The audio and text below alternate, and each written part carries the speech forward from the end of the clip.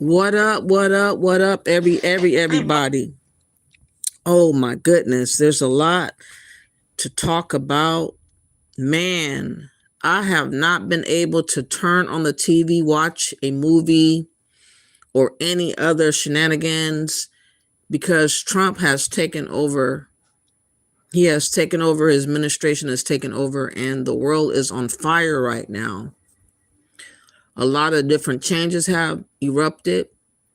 Kristi Noem has been let go by Trump, the Department of Homeland, and of course, Iran has been bombed and a ship has been sunk. And oh my goodness, even when he was a younger man, in the thumbnail, you can see that he was ambitious. I'm going to play that video.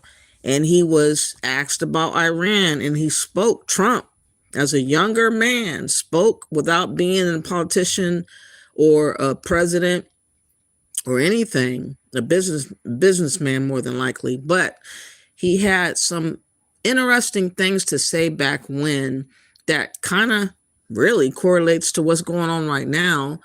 So he has had a lot of thinking to do all this time in reference to what is going on around the world. Trump feels like he has to be preemptive.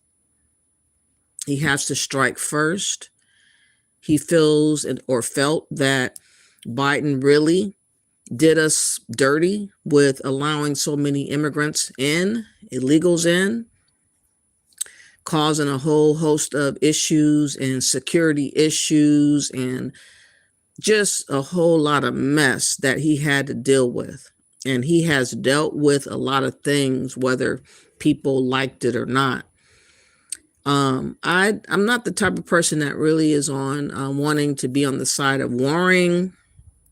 But if there are people that wants to harm me first, and we have an opportunity to harm them before they harm me or harm America as a whole, I mean, I can't really go against it as if it wouldn't matter, because we have to be proactive in a little bit of a sense. But we're going to go through what Trump has been talking about in times past. We're going to go through a little bit of what's going on for real. In his own words, he had like a gathering with soccer players. A real famous one, Messi, or what's his name? Massini or something like that. And he was hosting them. And before he, I guess, talked to them individually, he had some key words to say about the war in Iran. And I was just astonished. And I want you guys to like really listen to what I'm going to show y'all, because it like blew my mind. And I am kind of speechless. I mean, right now I'm kind of like in shock, I would say. I'm not landing on one emotion, and I don't have certainty about to have an emotion because so much has happened so quick. But Trump is really taking the wind out of a lot of people's thinking, because, I mean, he is everlasting, look like. I was like impressed with the Maduro snatching of a president in Venezuela. And when he turned around within a month's time or so, he has unalived or assisted in unaliving a president in Iran. Like, wow. There are some particulars about some people feeling a certain way about the small hats having a great influence on Trump. That is also something that I don't really understand fully, but I do know that sentiment is out there, that people are questioning whether or not he's doing on his own accord or if he's doing it on the people in Israel's accord. I want to know from y'all what y'all opinion is, though, because I really don't have much of an opinion, to be honest. I'm not privy to a lot of things. I haven't paid attention to a lot of stuff until recently. So I'm really a clear slate as far as not having all the particulars on, information and understanding about why is the world like now in an uproar right now. And maybe you guys have more information to add to the conversation, and I would appreciate if you would add it. But let me now just say before I start that all videos that I show is going to be under the Copyright Act of 1976 for commentary, for research, for information, for education, for all the above, not meaning to impose, but to inform and enlighten those that would like to know the particulars of what's happening. And you can form your own ideas and thoughts about what you feel. You cannot sway me to feel how you feel, but you can tell me how you feel. That's for sure. And I don't mind hearing and feeling what a person feels, as long as it's educated and it's intellectual and it's calm and courteous and respectful, then I can receive it. Again, I don't have no opinion one way or the other. I would say in a lot of ways I am indifferent to a lot of stuff because I don't know enough. And a lot of us are like that, in particular here in America. We have been sheltered, and a lot of stuff that has happened before, we weren't brought to the know of the reality of what was going on, like when Obama was doing stuff. I didn't even know he was all into deporting illegals, Obama. I had no awares until coming to YouTube and people expressing that fact. I had no awares until I came to YouTube how fucked up Joe Biden was for the 4 years to be so irresponsible to allow the borders to be wide open and to not have no care in the world. I never would imagine or thought of presidents of America not caring about America. It really never dawned on me that this could ever happen, but it did happen. And now I am thrown into the realities of what Trump is doing, and he's doing an awful lot. But it all began a lot earlier than you know. And this first video that I'm about to show is showcasing Trump basically really talking about what he's doing now. Literally talking about what he's doing now.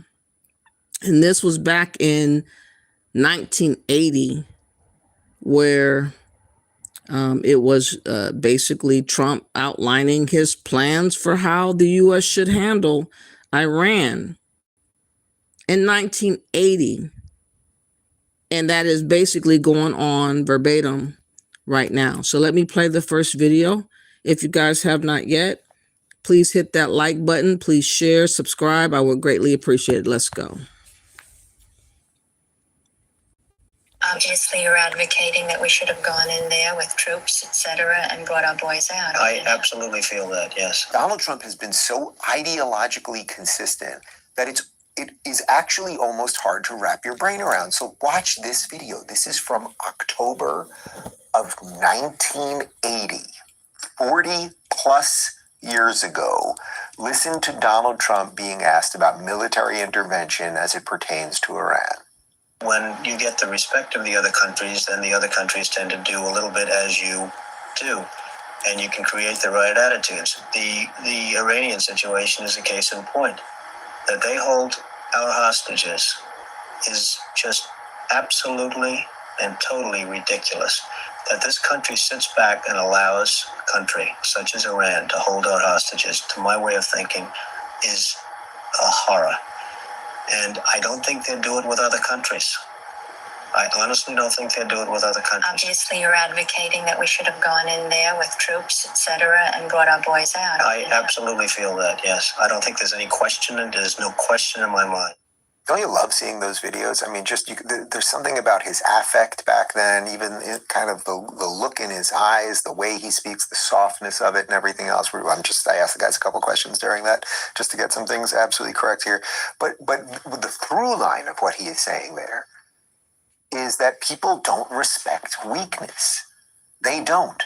Did anyone respect the United States of America during the Biden administration when no one knew who the president was and we had a vice president who was completely incompetent? Did anyone respect us? Respect is a two-way street, and it starts with strength. Stand up for yourself, right? What would you say to a kid in the schoolyard, right? No one's just going to respect you just like that. You get respect, peace through strength. So Donald Trump in 1980, after the Iranian hostage situation where Jimmy Carter, who was a useless leftist president who depressed the country and allowed another nation to take our hostages, and of course Ronald Reagan got them back, there's Donald Trump 40 plus years ago saying, how do you get people to cooperate with you? Occasionally you have to use some might. And he's been very straight up about it. Like, 40 years and counting. Trump already had in his mind what was necessary to do. My only questions that I may have is about how long-term wars might end up being, and the cost of the war, and also the loss of the lives that are involved in warring.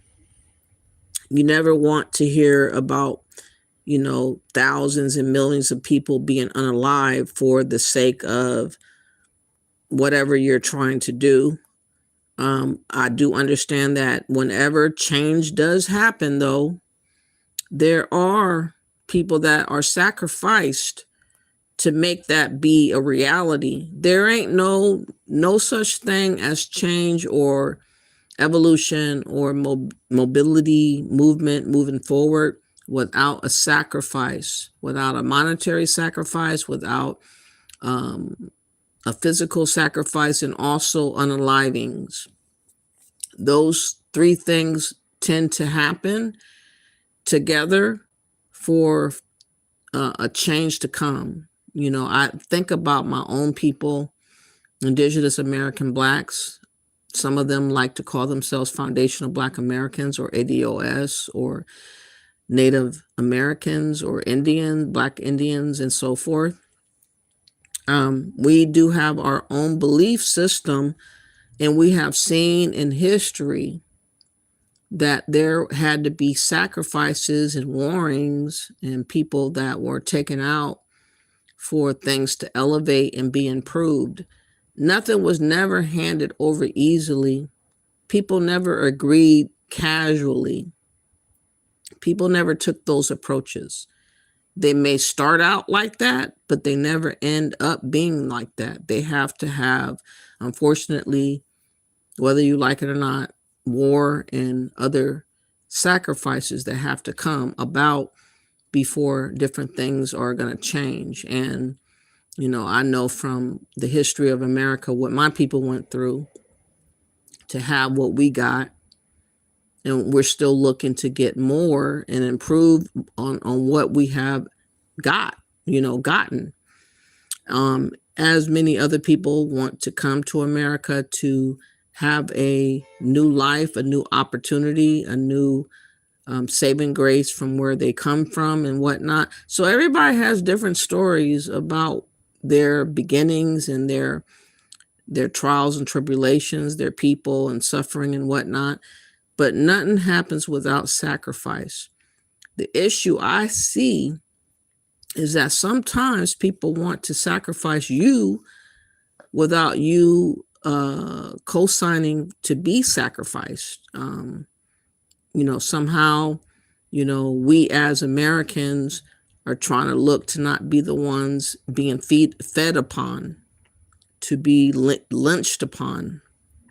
And Trump is trying to do away with, I believe, very dangerous ideologies of Democrats that have thought to open border America wide, global wide, like a globalist thinking, Marxist thinking, to allow any and everybody to come willy-nilly to America without thinking about the consequences of them being here, not factoring in the criminality and the intentions of people that come here that don't like Americans or America, and so forth and so on. So in a lot of ways, I think that Trump is kind of catching up to what he can do and change stuff. Let me see what you guys are saying. What's up, Disc Boy? How are you? Thank you for being here. You said, for not, please. I don't know what that means. Please don't kill the E911. What does that mean? You said, I'm not the one to TY episode. Okay. What's up, Golden Brown? Thank you for being here. You said, why do Black people have to die for white people to gain ground? I'm talking about in terms of us advancing as a people. Golden Brown is because where we came from being subjugated and being, enslaved, to where we are in 2026. We have more options. We have liberties. We have freedom. We can speak. We can march. We can move. We can travel. We can isolate ourselves. We can ignore what's going on around us.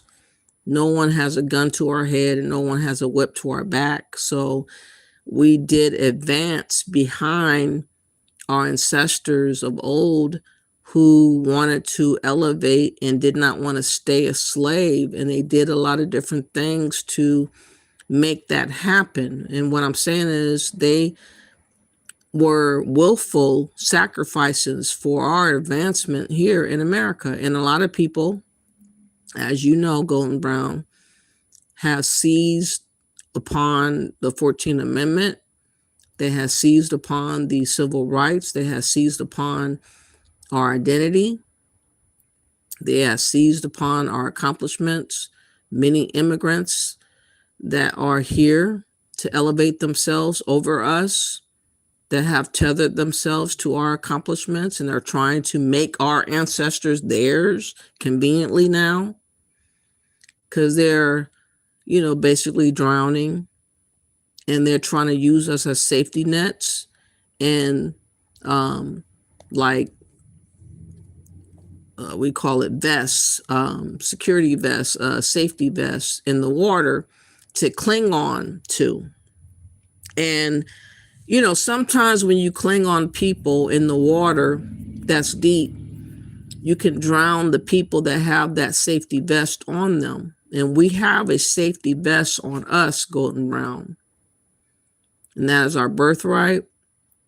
That is our history, our accomplishments, us being American,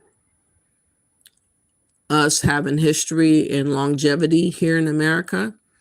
And other people come over here and they see us as something that they want to advance with.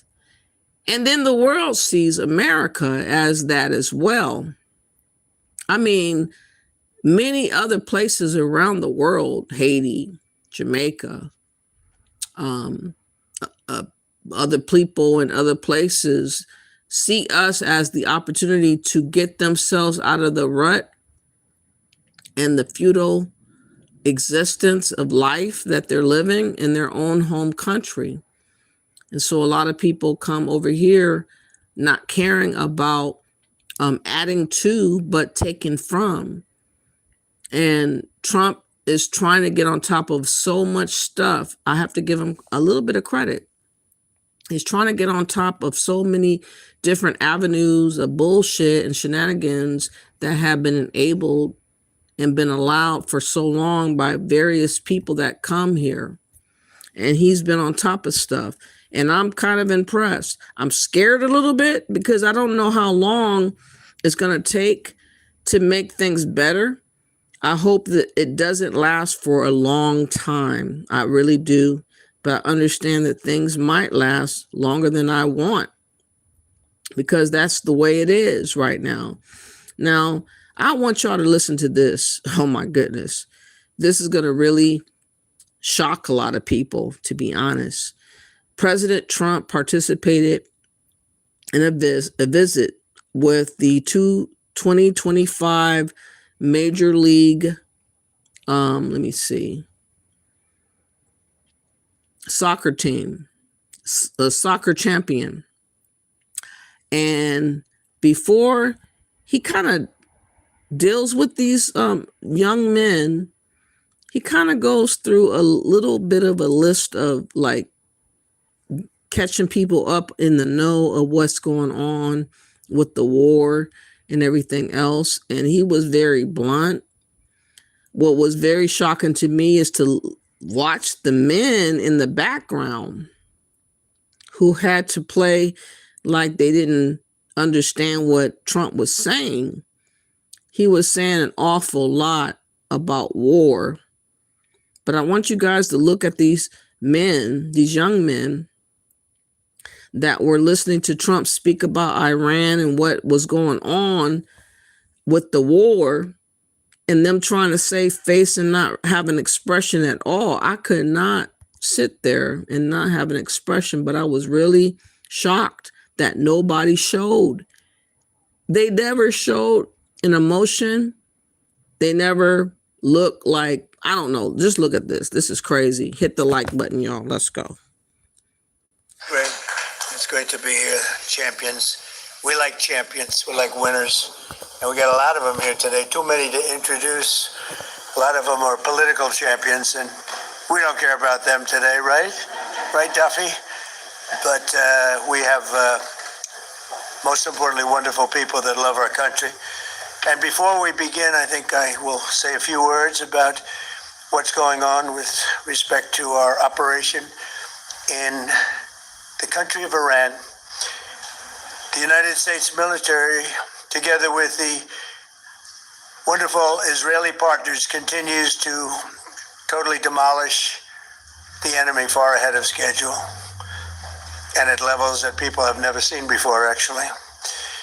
We're destroying more of Iran's missiles and drone capability every single hour, knocking them out like nobody thought was possible.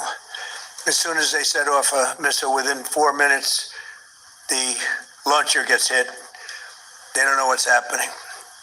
But we have the greatest military anywhere in the world. Their Navy is gone. 24 ships in 3 days. That's a lot of ships. Their anti-aircraft weapons are gone. So they have no air force. They have no air defense. All of their airplanes are gone. Their communications are gone. Now, this is the famous guy, I think Messi, right there, from Argentina. And he's celebrating the soccer team. And I believe that they're foreign. And he's brought them to the White House. And he's talking casually about the unalivings of the Iranians with the ship torpedo that has hit the Iranian ships. And he's talked about 25 ships have been sunk. He's going into detail about what he's done. And these young men, they got to be about 35 maybe or younger, are like looking with a straight face as he's saying this stuff casually as it ain't nothing but a chicken wing. Let me rewind it just a tidbit for those that didn't hear it as closely as you probably should, just a little bit. And I want you guys to look at the expression of this Argentina football player or soccer player. And everybody else, I'm going to try to fit it in as best I can. I want you guys to see how nobody wanted to make an expression of no kind. But I'm sure inside they were boiling. They were broiling inside. They were listening to the craziest thing to be listening to, being invited to the president's White House. I'm sure that they did not think they were going to hear this stuff up close like this. But listen. Set off a missile within 4 minutes. The launcher gets hit. They don't know what's happening. But we have the greatest military anywhere in the world. Their Navy is gone. 24 ships in 3 days. That's a lot of ships. Their anti-aircraft weapons are gone. So they have no air force. They have no air defense. All of their airplanes are gone. Their communications are gone. Missiles are gone. Launches are gone. About 60% and 64% respectively. Other than that, they're doing quite well. I said, what's left? But they're tough and they want to fight. And they're calling, they're saying, how do we make a deal? I said, you're being a little bit late. And we want to fight now more than they do. We've had 47 years, depending on the way you count it, but 47 years of horror with this group. And, when you see somebody walking down the street without their legs, without the arms, whose face is so badly affected and hurt, it mostly came from 95% Soleimani and Iran, and we, other presidents, lived with it. I didn't live with it, and so our people are doing a great job. Again, the greatest military anyone's seen. Thank you.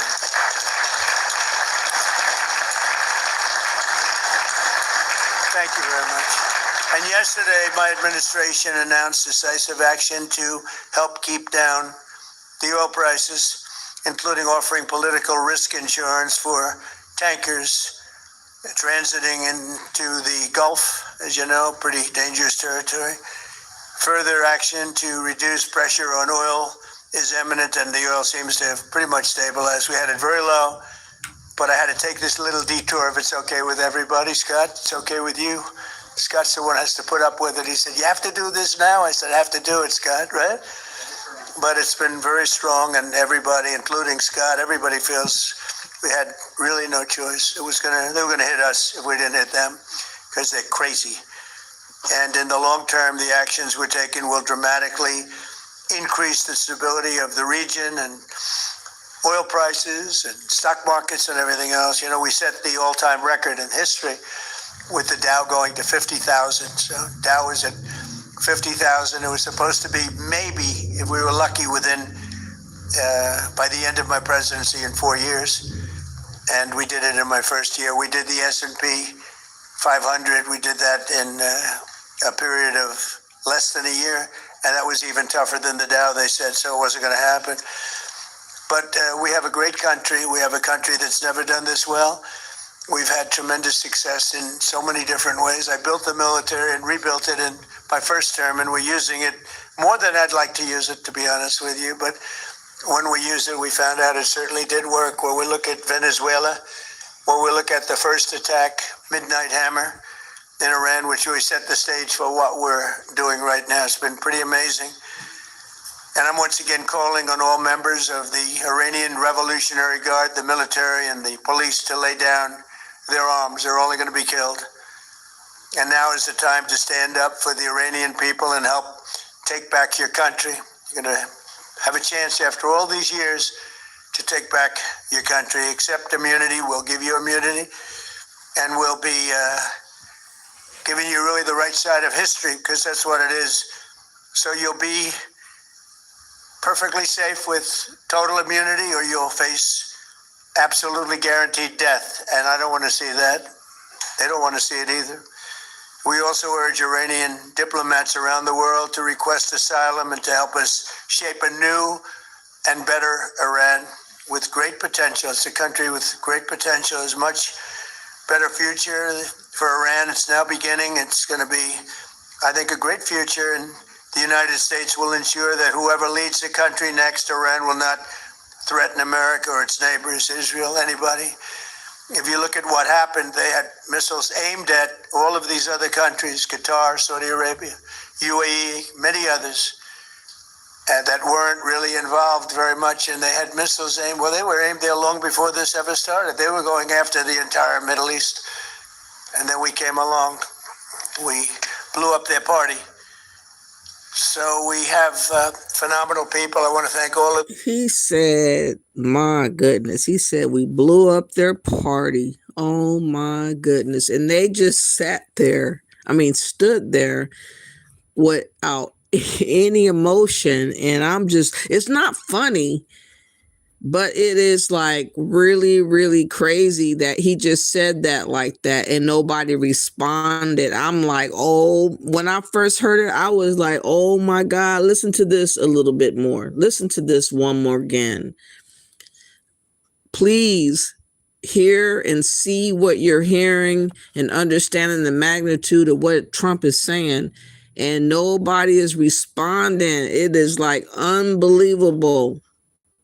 Diplomats around the world to request asylum and to help us shape a new and better Iran with great potential. It's a country with great potential. There's much better future for Iran. It's now beginning. It's going to be, I think, a great future. And the United States will ensure that whoever leads the country next, Iran will not threaten America or its neighbors, Israel, anybody. If you look at what happened, they had missiles aimed at all of these other countries, Qatar, Saudi Arabia, UAE, many others, that weren't really involved very much, and they had missiles aimed. Well, they were aimed there long before this ever started. They were going after the entire Middle East, and then we came along. We blew up their party. So we have phenomenal people. I want to thank all of the people that have been involved. Marco, you've been doing a fantastic job. And you've been doing a fantastic job on a place called Cuba.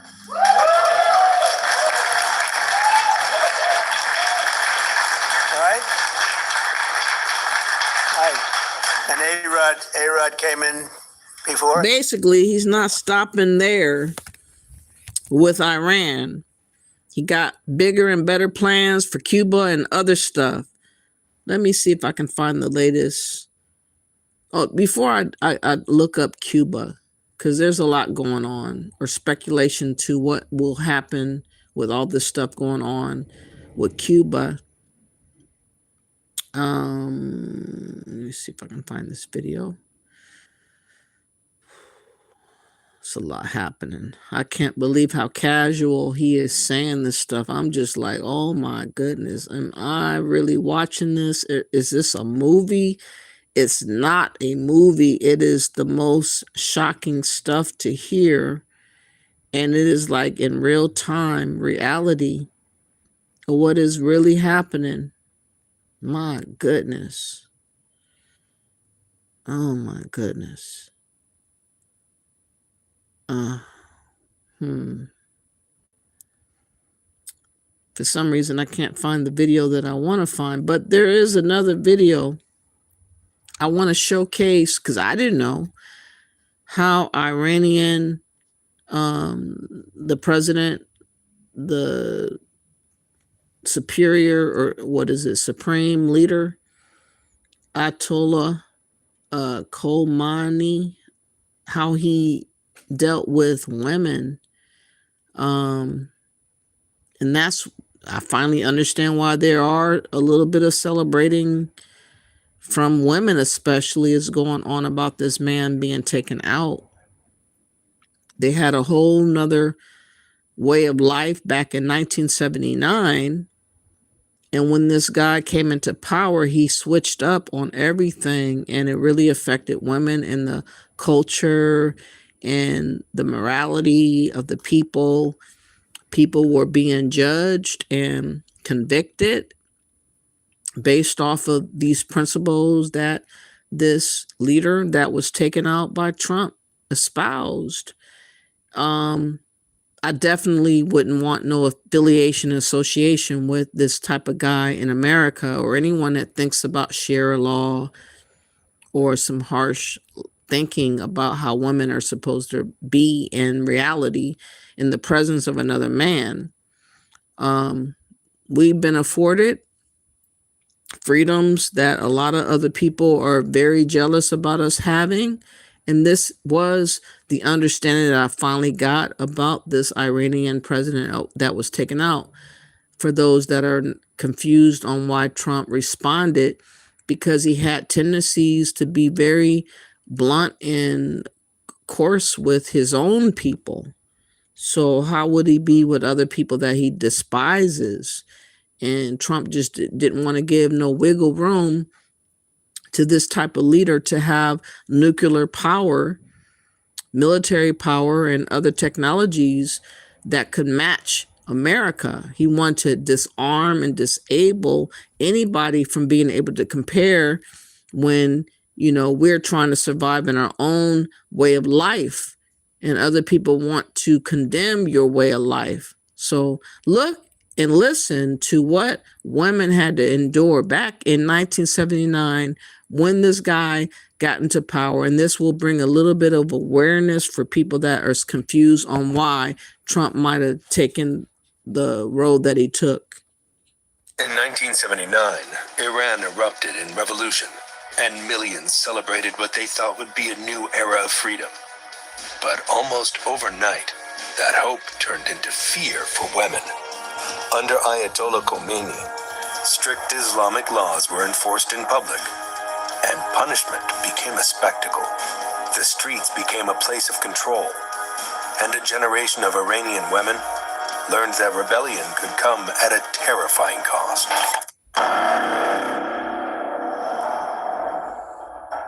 Before the revolution, women in Iran had legal rights that were rare in the region at the time.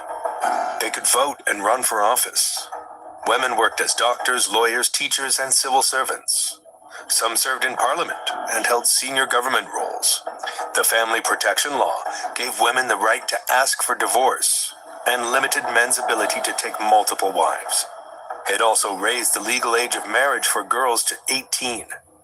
These laws were not perfect, but they gave women a sense that their lives and choices mattered under the law.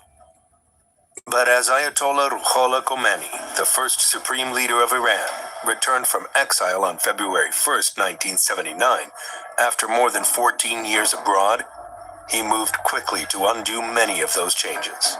Within months, he lowered the minimum legal marriage age for girls from 18 to just 9 years old. He removed women from judgeships and barred them from holding high political office. The new system did not see women as equals in public life. The revolution that had promised justice and dignity was already taking power away from half the population. Just days after consolidating control, Khomeini made a decision that would shape daily life for decades. On March 7, 1979, he announced a new rule about women's appearance. He declared that all women working in government offices must wear the Islamic hijab. He framed uncovered hair as immoral and described it as a form of nakedness. This was not presented as advice or a suggestion. It was a command from the highest authority in the country. The impact was immediate. Government buildings began enforcing the rule right away. Women who showed up to work without a head covering were told to leave. For many Iranians, this announcement came as a shock. Until that moment, Khomeini had not openly stated that hijab would be compulsory. Many women believed religious dress would remain a personal choice. Overnight, that belief was gone. The next day, March 8, 1979, thousands of women took to the streets of Tehran and Qom. The timing mattered. It was International Women's Day, and the protest became a direct response to the hijab decree. Women from different backgrounds joined in. Some were students, others were professionals, and many were mothers. Some were religious, others secular. What united them was the belief that the revolution was being taken away from them. They marched openly, without hijab, knowing exactly what they were defying. They carried banners and shouted slogans. This was not a small or quiet protest. Supporters of Khomeini quickly moved to confront the demonstrators. Pro-Khomeini militiamen and Revolutionary Guards surrounded the crowds. They shouted threats and tried to intimidate the women into leaving. At several points, they fired warning shots into the air to scare people away. Despite this, the protests did not stop. The women returned again and again, holding their ground for 6 straight days, from March 8th to March 14th, 1979. This became the first major public protest against the new Islamic Republic. The scale of the resistance caught the authorities off guard. For a brief moment, it appeared the pressure had worked. Khomeini's deputies announced that the hijab rule would be temporarily suspended. The government tried to calm the situation and avoid further unrest. To many women, it felt like a victory. It looked as though the state had listened. But this pause was strategic, not a change of heart. Once the protests faded and public attention moved on, the hardliners inside the regime began reorganizing. By mid-1980, enforcement returned with more force and far less tolerance. This time, the focus was not debate or persuasion. It was punishment. Revolutionary courts and Islamic committees were set up across the country to enforce moral behavior. These groups operated with enormous power and very little oversight. Their job was to punish anyone accused of breaking Islamic codes, and women were often the first targets. In cities and towns across Iran, judges began issuing harsh corporal punishments for behavior that had not been crimes just months earlier. Being seen with a man outside marriage, attending a mixed gathering, drinking alcohol, or showing too much hair could now lead to arrest and punishment. One of the earliest documented cases came just 11 days after Khomeini's hijab decree. On March 19, 1979, the Iranian newspaper Kayan reported a case from the northern city of Rodzar, near the Caspian Sea. A married woman with 3 children had run away with another man. Revolutionary officers arrested them and brought them before a judge. The court sentenced the woman to 50 lashes and the man to 100 lashes for having what the judge called an illegitimate relationship. The punishment was carried out publicly on a street in Rodzar. People gathered and watched as a mother of 3 was whipped in front of them. Another report from Kayan that same month showed this was not an isolated incident. On March 8, 1979, while women were protesting the hijab decree in Tehran, a public flogging took place in Esfahan. 3 people, 2 men and 1 woman, were accused of having an affair with a woman labeled corrupt. Ayatollah Kademi, a revolutionary judge, ordered that all three receive 100 lashes each. They were flogged in the street in public view. After the beating, they were forced to repent on the spot before being released. These early cases made one thing clear. The new regime was willing to use public humiliation as a method of control. Revolutionary guards and committees of the Islamic Revolution were given wide authority to patrol neighborhoods, streets, and public spaces. They enforced modesty rules aggressively and often violently. Men and women accused of drinking alcohol, having relationships outside marriage, or showing signs of Western culture were arrested on the spot. In many cities, young couples were targeted simply for being close to each other. Holding hands or sitting too closely in a cinema could lead to slaps, beatings, or detention. By late 1979 and into 1980, flogging had become common. Victims were tied to posts in public squares or parks and whipped in front of crowds. By the end of 1979, even before the Iranian constitution was finalized, Khomeini had already shaped the country into a system ruled by strict versions of religious law. Revolutionary courts handed down thousands of sentences. Political opponents were imprisoned or executed, but women were more likely to receive corporal punishment. Any behavior labeled immoral could result in jail time or lashings. Fear became part of daily life.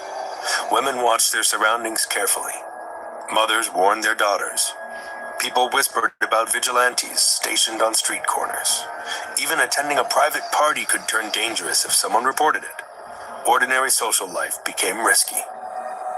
Despite all this, Khomeini continued to present himself publicly as a moral and restrained leader. He occasionally criticized punishments he felt were excessive.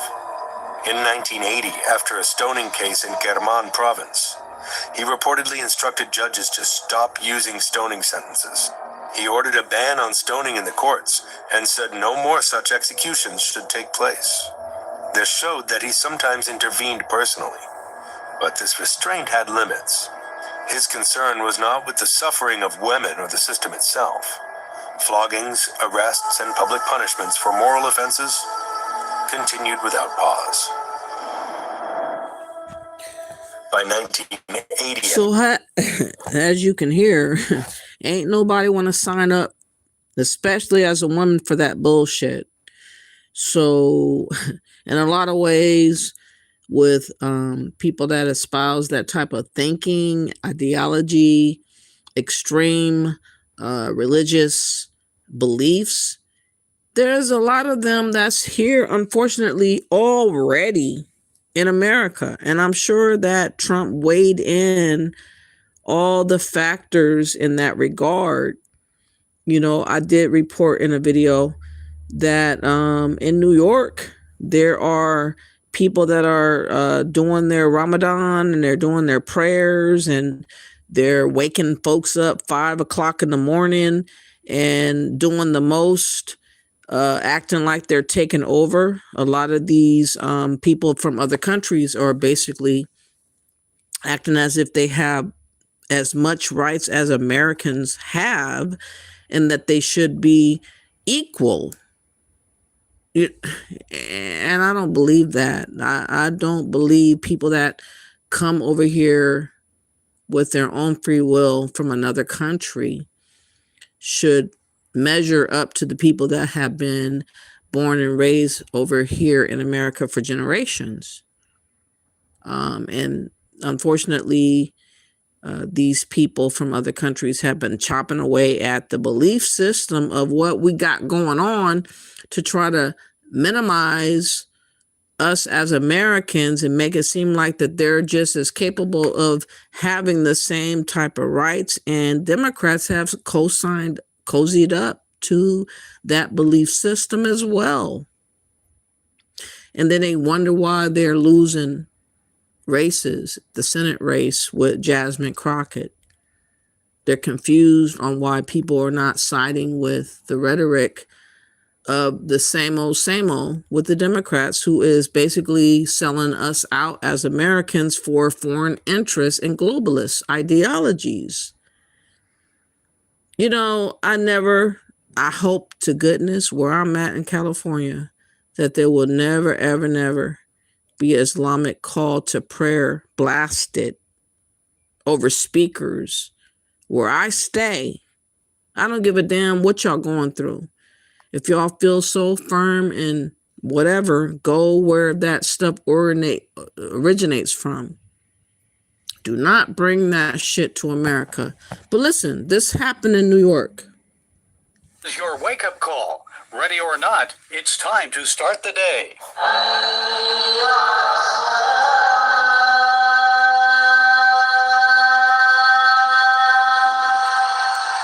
This is not Cairo, Mecca, or Medina. It's New York City. And the Adhan, or Muslim call to prayer, is ringing out in the Big Apple, especially during Ramadan, which began on February 17th. Many New Yorkers are speaking out against these amplified call to prayer broadcasts. Some Americans see the call to prayer as a disturbance, while Muslims insist it's their constitutional right to express their faith freely. It's a delicate balance between community rights and America's religious liberty. It has nothing to do with freedom of religion. It is projecting dominance. Former Muslim turned Christian Danny Bermawi is the author of Islam, Israel, and the West. He says the call to prayer was more important in the early days of Islam. Back then, with no cell phones or alarms to wake people up, it helped bring them to the mosque to pray. In 2026, he believes it's no longer needed. Many people are arguing that there is no need for the call to prayer to be broadcasted and bothering everyone because we have alarms. Muslims don't need it, but political Islam needs it. Where should New Yorkers draw the line then? How do we balance the religious rights of minorities with the need for peace and quiet in our communities? So as long as Islam is categorized as a religion, exclusively a religion, then there's nothing you can do. Bermawi says the first move would be for New Yorkers to try to redefine Islam. He believes these broadcasts from mosques should be compared to if communists broadcast political messages through loudspeakers, which are not allowed in New York City neighborhoods. Bermawi also argues Islam is not really a religion, but a political ideology with a religious side. When you go into your room, you close your door, and you pray to Allah, that is a religion. That is spiritual practice that belongs to the religion. But when you broadcast the call to prayer so that Muslims and non-Muslims will be disturbed by it, that has nothing to do with religion. That is a political signal. That is a declaration that we exist politically and we are taking over the public space. Many are asking what can be done to ensure most New Yorkers can live their lives in peace without being disturbed by the Muslim call to prayer. Bermawi says the answer will not come from their new mayor, who is both a Muslim and a declared democratic socialist. His allegiance to Islam comes first. It's at the top of the list of what gives you identity. So he will keep pushing for normalization of Islam in the public square in New York.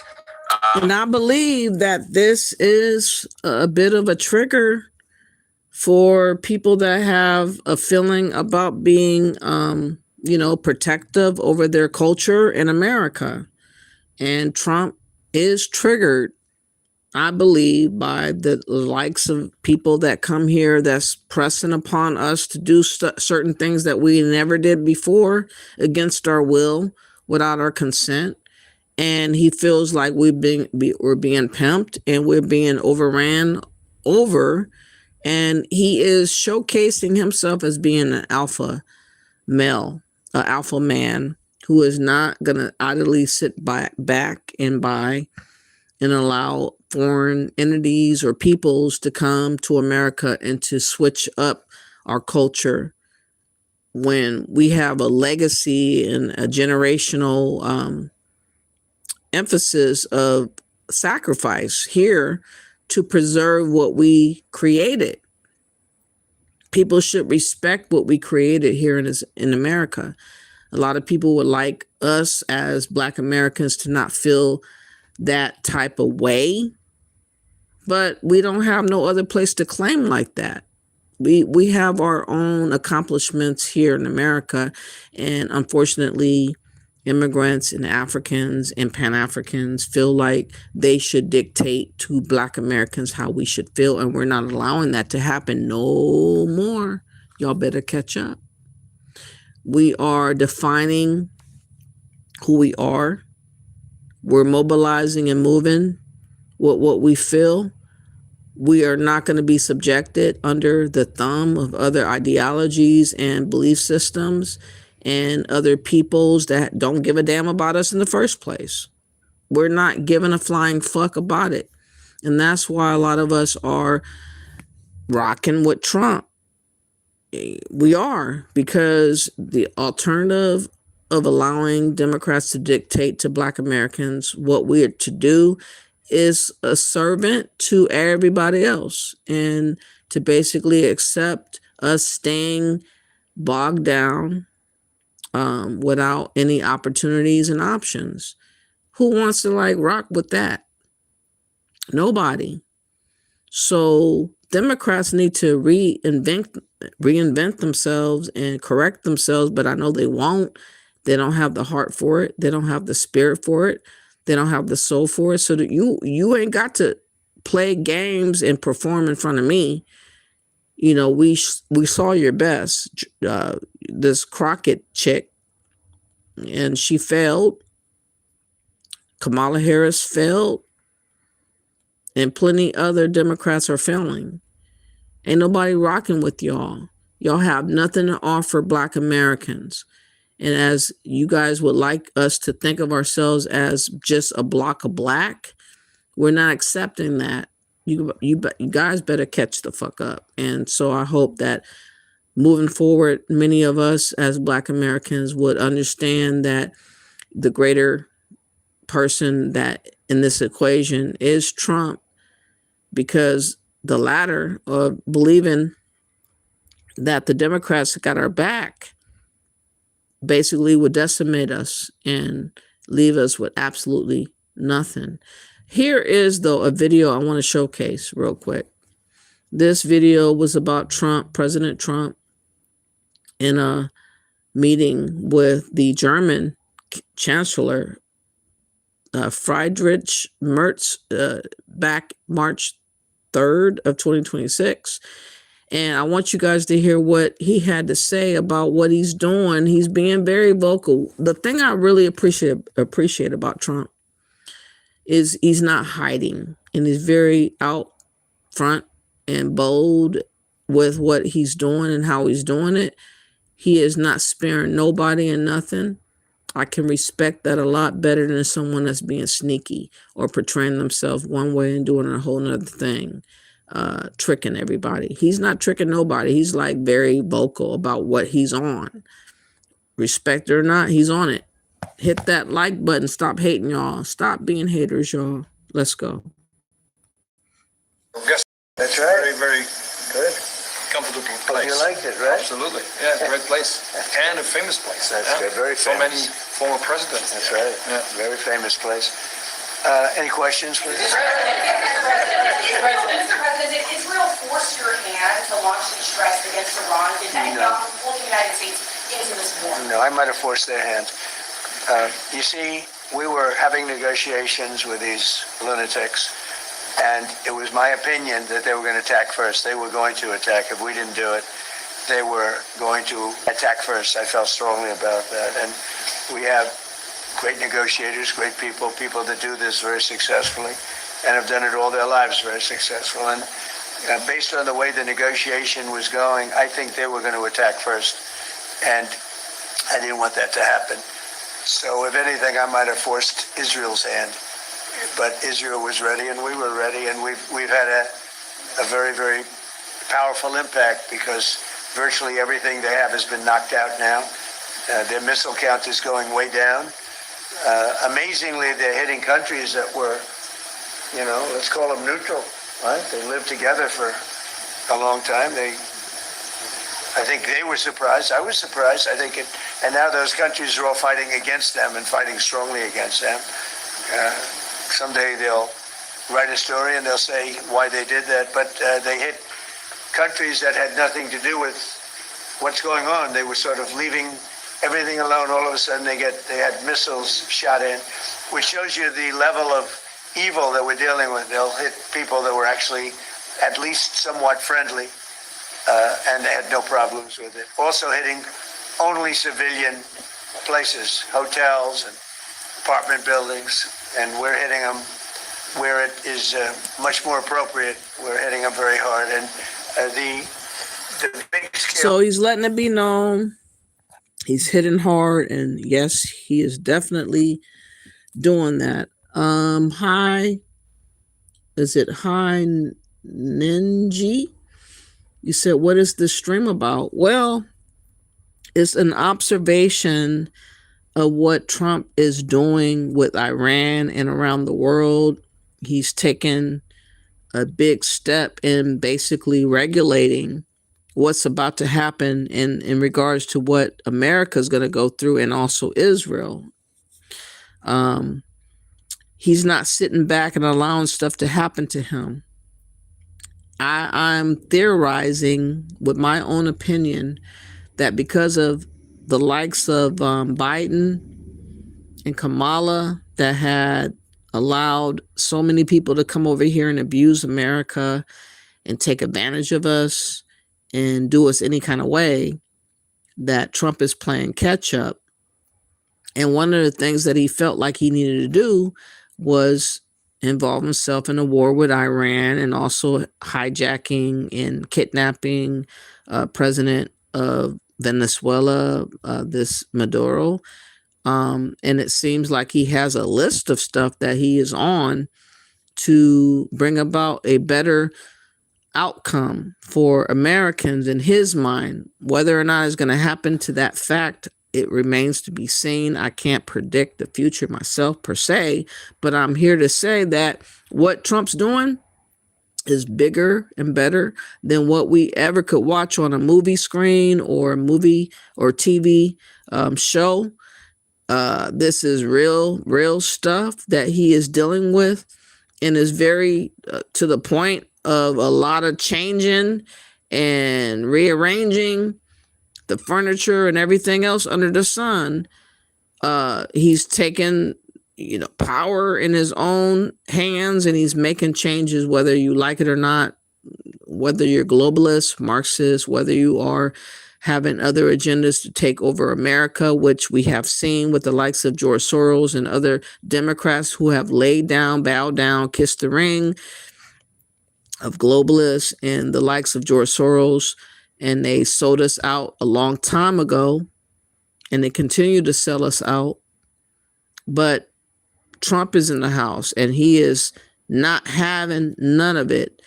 And I can kind of appreciate it. But the one thing that I will say that was kind of shocking that I did hear about yesterday, I heard about some school kids that were unalived in Iran, to a tune of over 100 of them were unalived. But as I said before, everything that happens is done under this process of sacrifice. People don't just give up whatever freely without blood, sweat, and tears. It never happens like that. But the story that I'm about to show is kind of sad, that kids were a casualty in this situation in Iran. Did they know in advance that this was a school for girls in Iran involving these unalivings? I don't know. But people are talking about this situation. And oddly enough, in addition to these unalivings of kids, young little girls, worldwide, Iranians are celebrating because of this guy that was in control and power, that had no mercy for women in particular. And he was a tyrant. and he did a lot of people dirty. But still, in all, the sacrifice of losing so many kids. I'm going to play this real quick. Go ahead and hit that like button, share, subscribe to the channel. I would greatly appreciate that. What's up, The Rock? How are you doing? What did I think about this war? I'm still filling it out. I'm still filling it all out. Let's look at this real quick, The Rock, and you tell me what you think.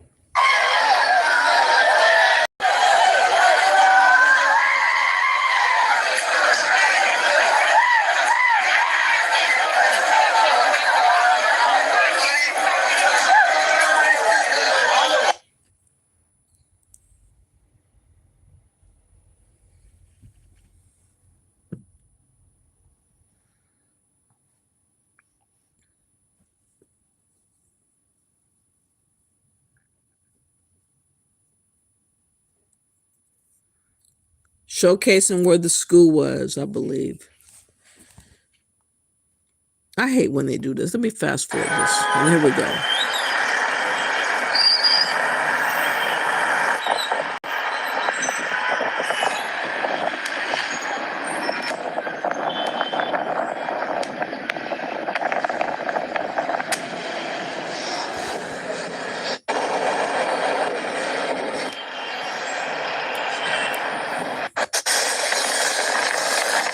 That's not what I wanted to show. I thought this was a different video. This is crazy. Let me find a better video. This is ridiculous. I ain't not doing that no more.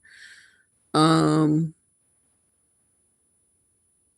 was whack. The hell? These people playing with me. Okay, here's a better video. And they're saying that it was a mass funeral for 165 children killed in school strike during U.S.-Israel aggression. I don't know if it's propaganda, if it's made more than what it was, but this is what happened. And I didn't know that Israel hit first. If y'all didn't know, Israel bombed Iran first, okay? And then Trump followed. And they're tag teaming Iran, basically.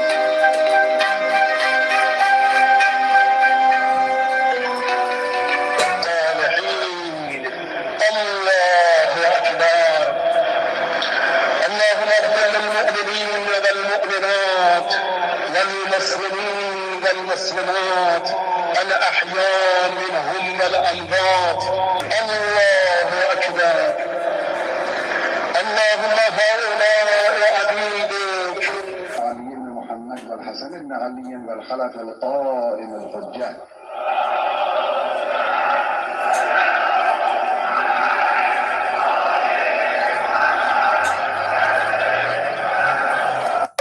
مسجد منحرف و منصرف نمی‌کنی با تا آخرین نفس فلاحین انقلاب زهرایی ایستادیم و جانمون رو تقدیم امام زمان خواهیم کرد این پرچم‌ها که موجود بالا بگیرید تصاویر شهدا رو بالا بگیرید سلامت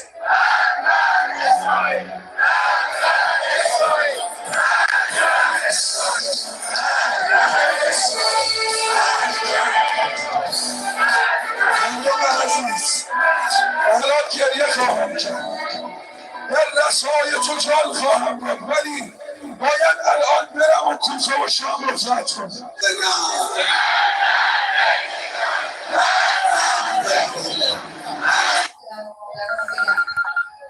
Wow, it's pretty much wilding over there in Iran.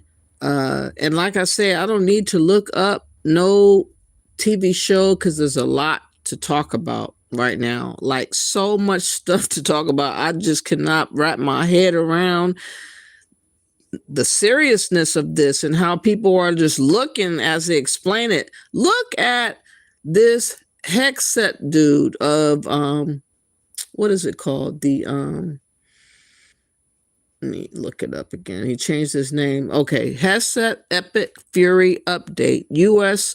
submarine sinks Iranian warship in first torpedo strike since World War II.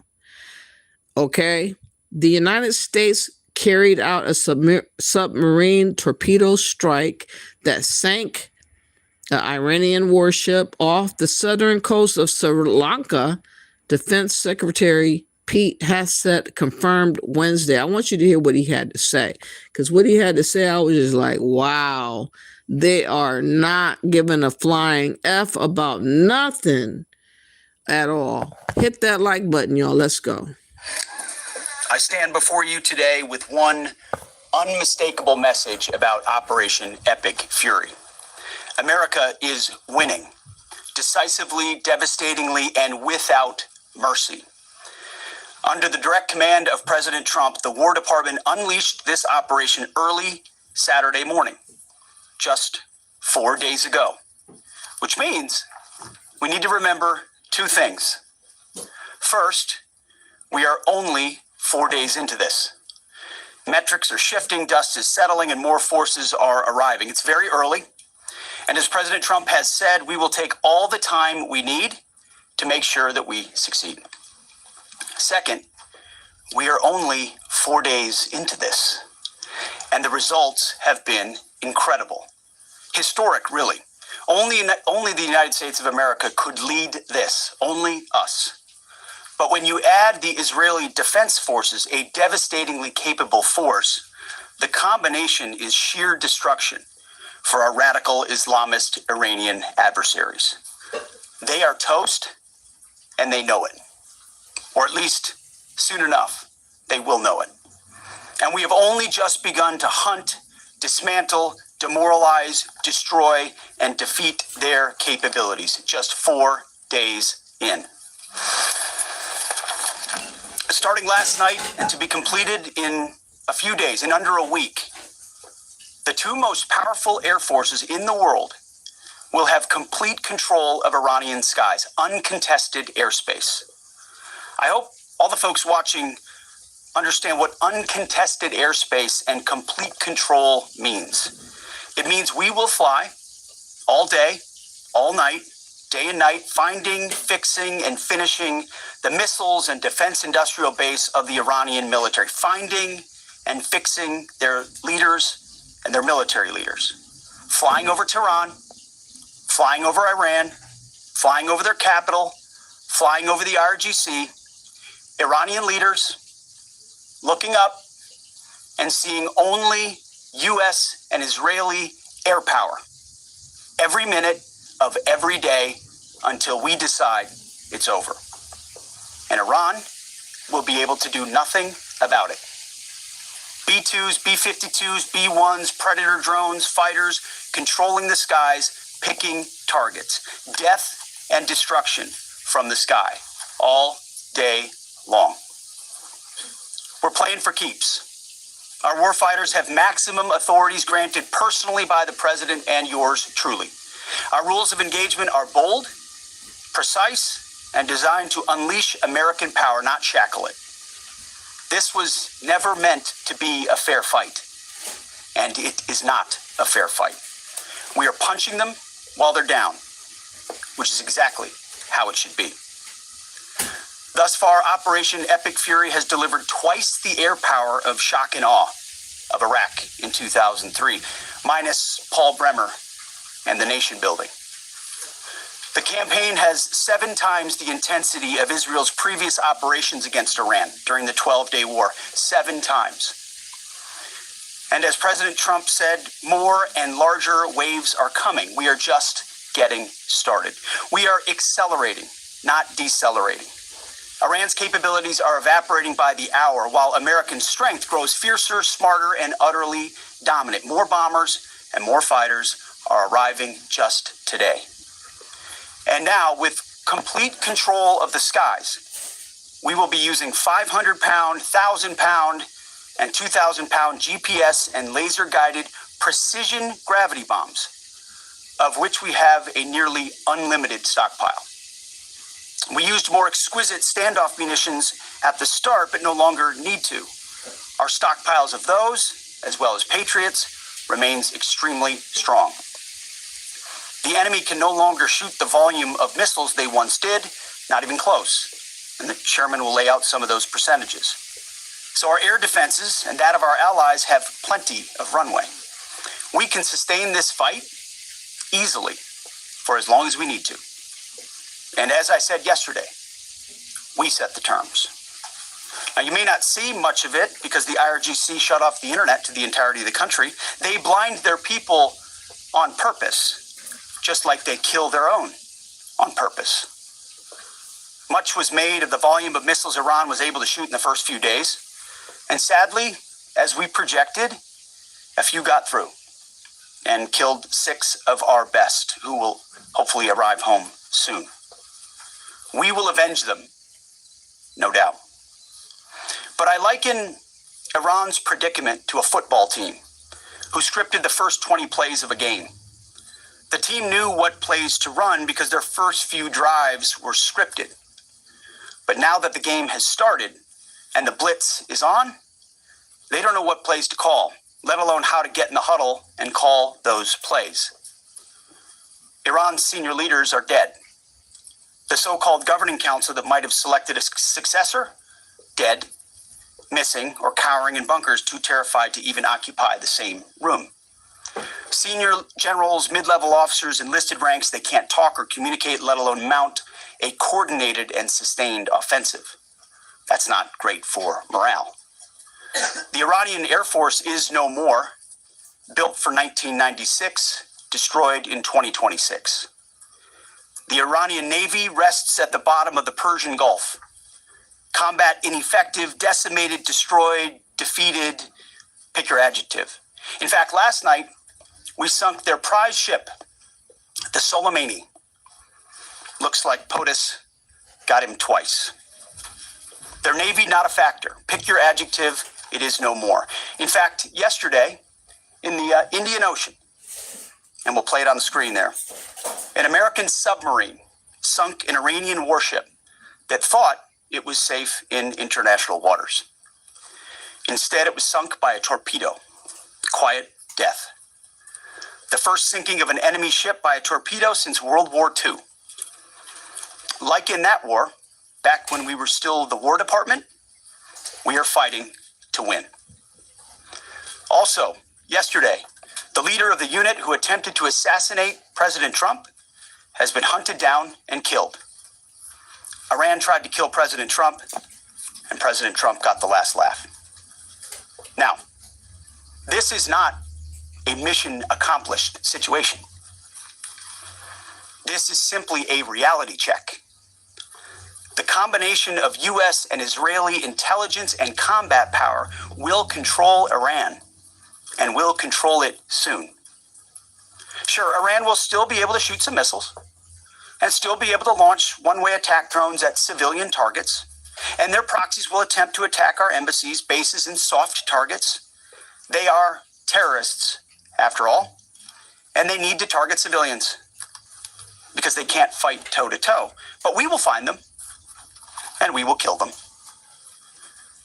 This is what the fake news misses. We've taken control of Iran's airspace and waterways without boots on the ground. We control their fate. But when a few drones get through or tragic things happen, it's front page news. I get it. The press only wants to make the president look bad, but try for once to report the reality. The terms of this war will be set by us at every step. As I said Monday, the mission is laser focused. Obliterate Iran's missiles and drones and facilities that produce them, annihilate its navy and critical security infrastructure, and sever their pathway to nuclear weapons. Iran will never possess a nuclear bomb, not on our watch, not ever. And this is why President Trump's moral clarity on Iran today is so vital.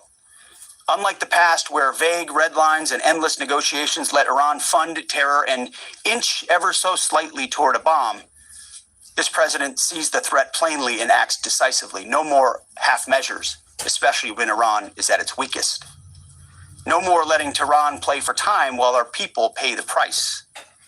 His leadership ensures that we finish what we start and that we protect our warfighters by crushing the enemy before they can strike again.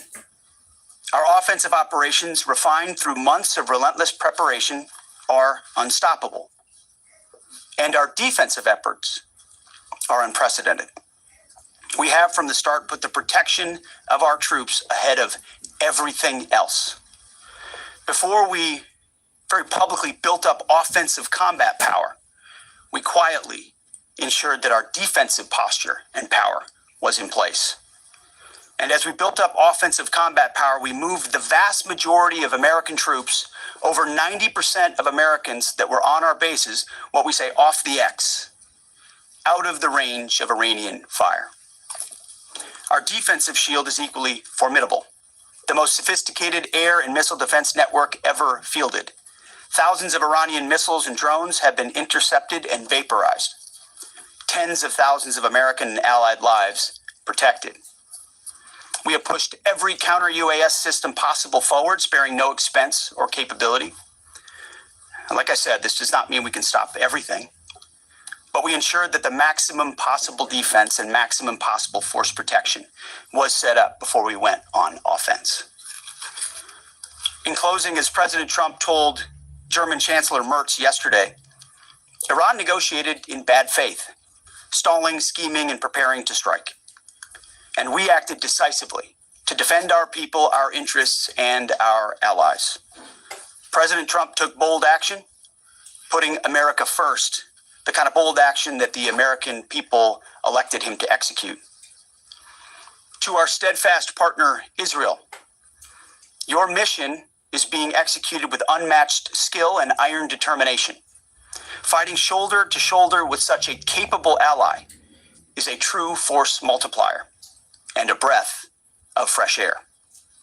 We salute your courage and your contribution. 4 days in, we have only just begun to fight.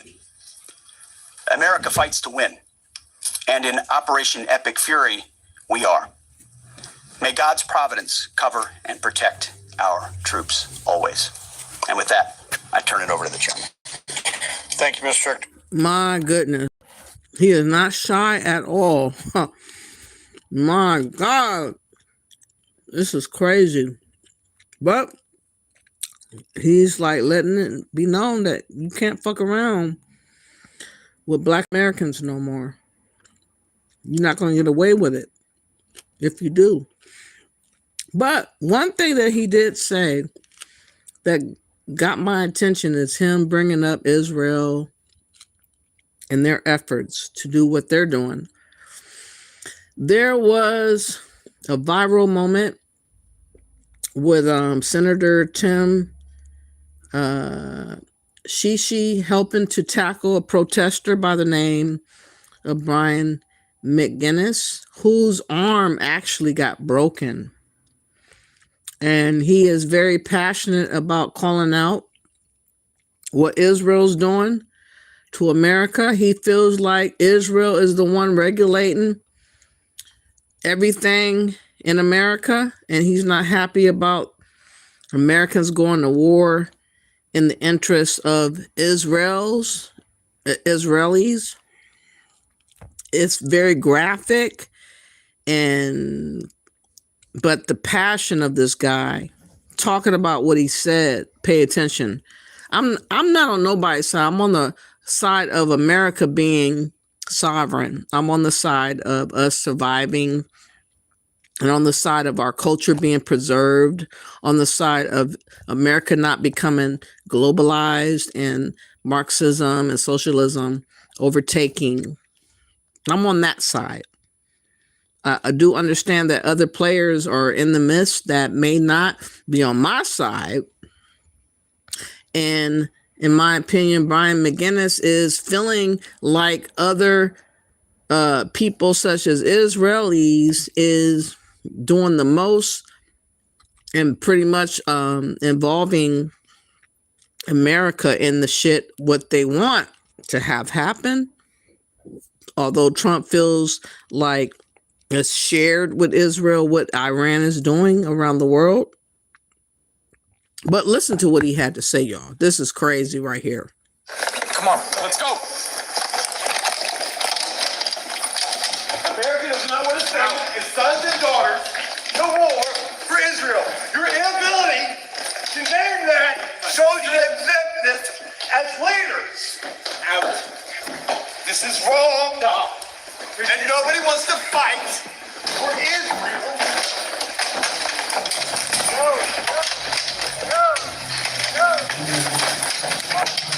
Reminder to all our Commandant, please stand up as a Marine and stand up for America. No one wants to fight for Israel.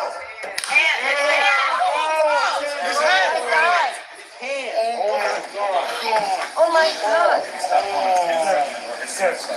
sir, thank you for your service. The senator broke his hand. The senator broke his hand. Commandant, help him, please. Help him. Commandant. He's a Marine. Somebody come help him. Control your Senate committee. Look at you guys. You're robots. A U.S. senator. You won't even look back. Look at you guys. You're like robots. Oh my God. What is happening? Broke the hand of a Marine. And you're not even looking back. Any of you four-star generals. Oh my God. What is happening right now? Eyes front, robots. Shame. Shame. Oh my God, you guys. Everybody sit What down. did I just see? I'm getting out of here. That's fine. Everybody sit down, please. Oh my God, what is That's fine. Okay, good. No, it's not. Oh my God.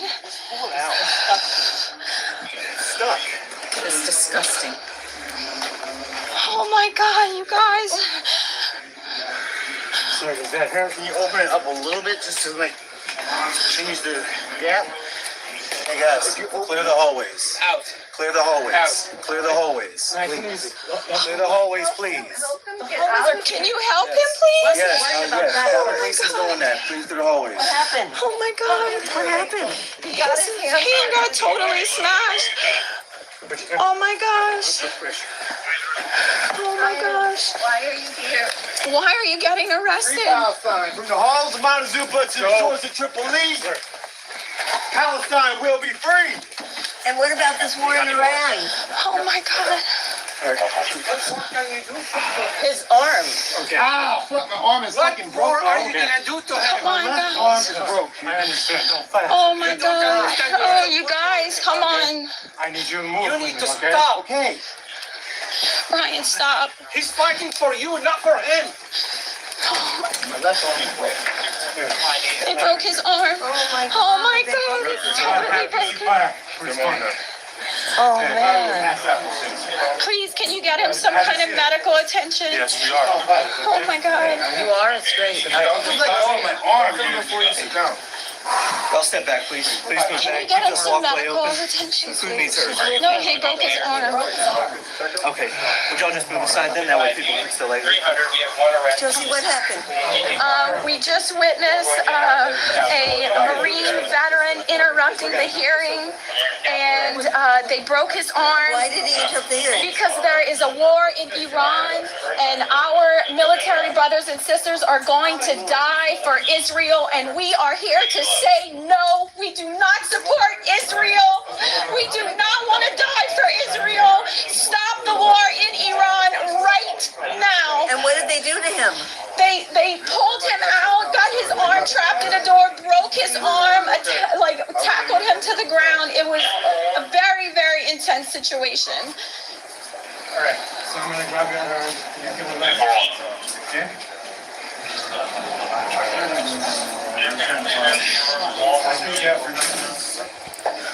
Trying to change What? Did you come here to protest? I'm here for the hearing, but he's my friend, and he couldn't stand what they were saying anymore. Like I said, this military guy, he objected to what's going on in Iran. He's objecting to what the Israelis are doing, attacking Iran. He feels like Iran is basically regulating and pimping Trump. And he went off in this hearing protesting. And he was attacked and tackled. And basically his arm snapped in the middle of this scene for him speaking out against what he deemed Israel doing against the better interests of America.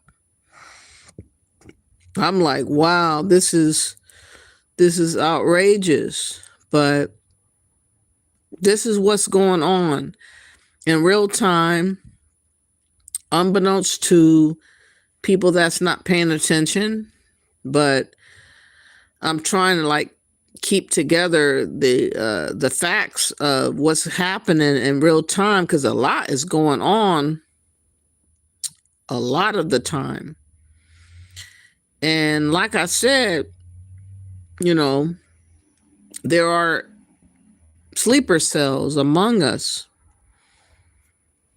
And there was a guy from Senegal who was called out recently for going to a club in Austin. And he unalived 2 people and he injured 14 people. Apparently, Fox News has a graphic footage of a new video involving this dude that did this terrorist attack. And I want to play that right now. And I want it to be understood that we got to be on top of a lot of different things, because we have a lot of people here among us, millions of people among us that are not American first, that came willy-nilly to America, and they are strategizing to take advantage of America's weakness and basically sitting back, allowing anybody to do anything and declare anything. And Trump's not having none of it. That's why he's going off the Richter scales of warring to alert those that are confused about his position as a leader here in America. Look at the latest of this guy that is a Senegalese who was a terrorist sleeping cell in Austin, riding with Iranian ideology of taking over America with this Islam extremism. And Trump struck first to make sure that nobody could get ahead of what he was wanting to control.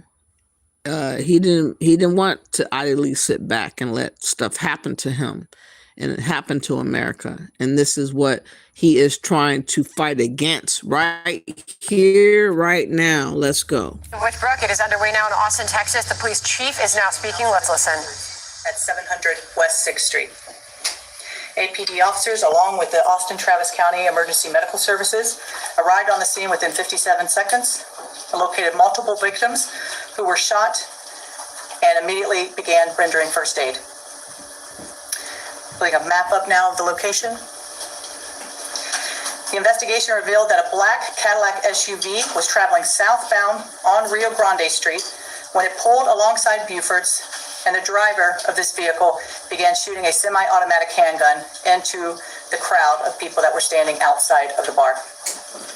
Several individuals were struck. The vehicle then continued westbound on West 6th and parked near the intersection of West 6th Street and Wood. The suspect then exited the vehicle armed with an AR-15 rifle. The suspect fired at a pedestrian, striking them, then walked back toward the bar. As additional officers arrived, they were directed by the suspect's location by brave people that were caught in this nightmare, and they worked to move bystanders to safety and establish a secure perimeter. At 2:03, 3 officers located the suspect near the intersection of West 6th and West Avenue. The suspect discharged his firearm at the direction of the officers. The 3 officers discharged their firearms, striking him multiple times. Officers approached the suspect, took him into custody, requested medical assistance. The suspect was later pronounced deceased at the scene. Our suspect is a 53-year-old male. The Austin Police Department has had no contacts with this suspect. His only interaction with law enforcement was in 2022, and that was a check welfare in an outside agency. This call was referenced his mental health. As this investigation has progressed, APD has learned of additional victims. APD is now aware of a total of 19 people that have been struck by gunfire. 3 people, including the suspect, were pronounced deceased at the scene. The 2 deceased victims on scene were identified as a loving daughter and a friend, Savitha Sean, 21 years of age, and a loving son and friend, Ryder Harrington, 19 years of age. These are 2 people that were dearly loved throughout this community. And that's quite clear. What's interesting is that this lady called this dude just a man that committed this crime, and she did not make mention of his origins.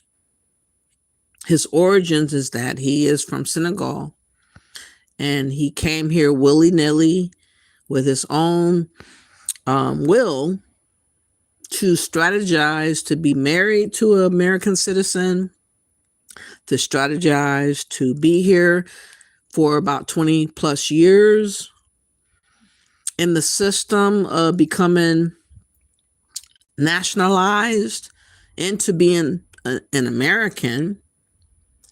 But obviously, with all the things that America had to offer for his ass, he didn't feel grateful about it.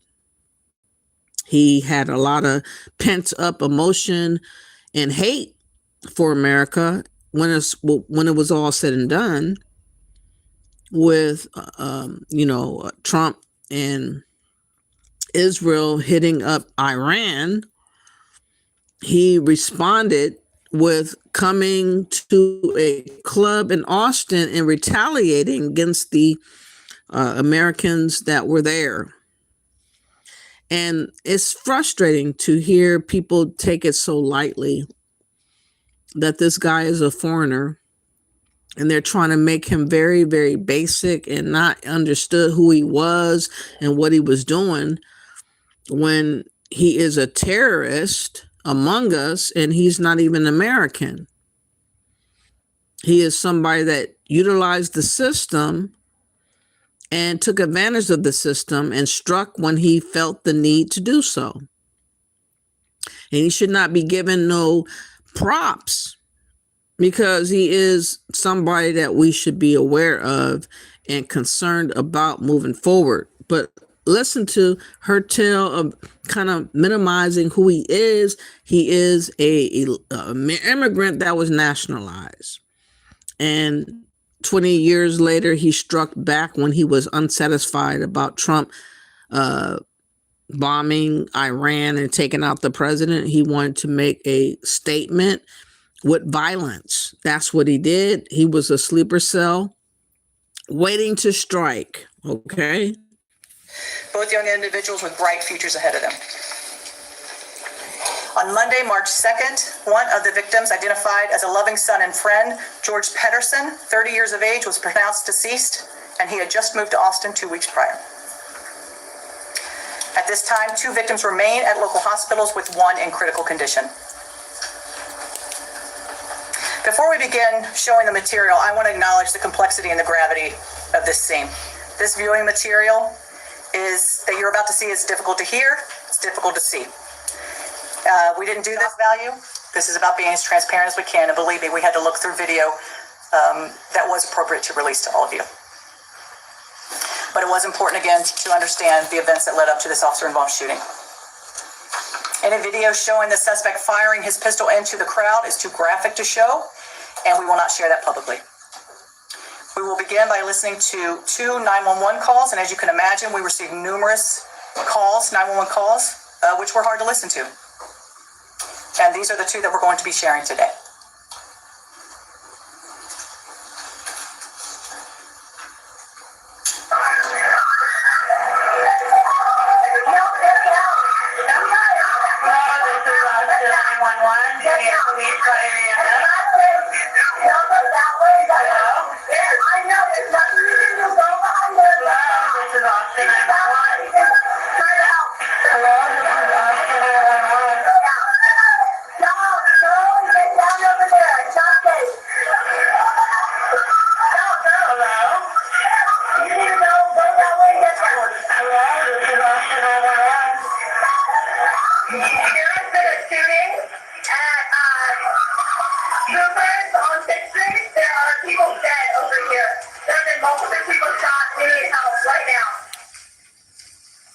This is our second call.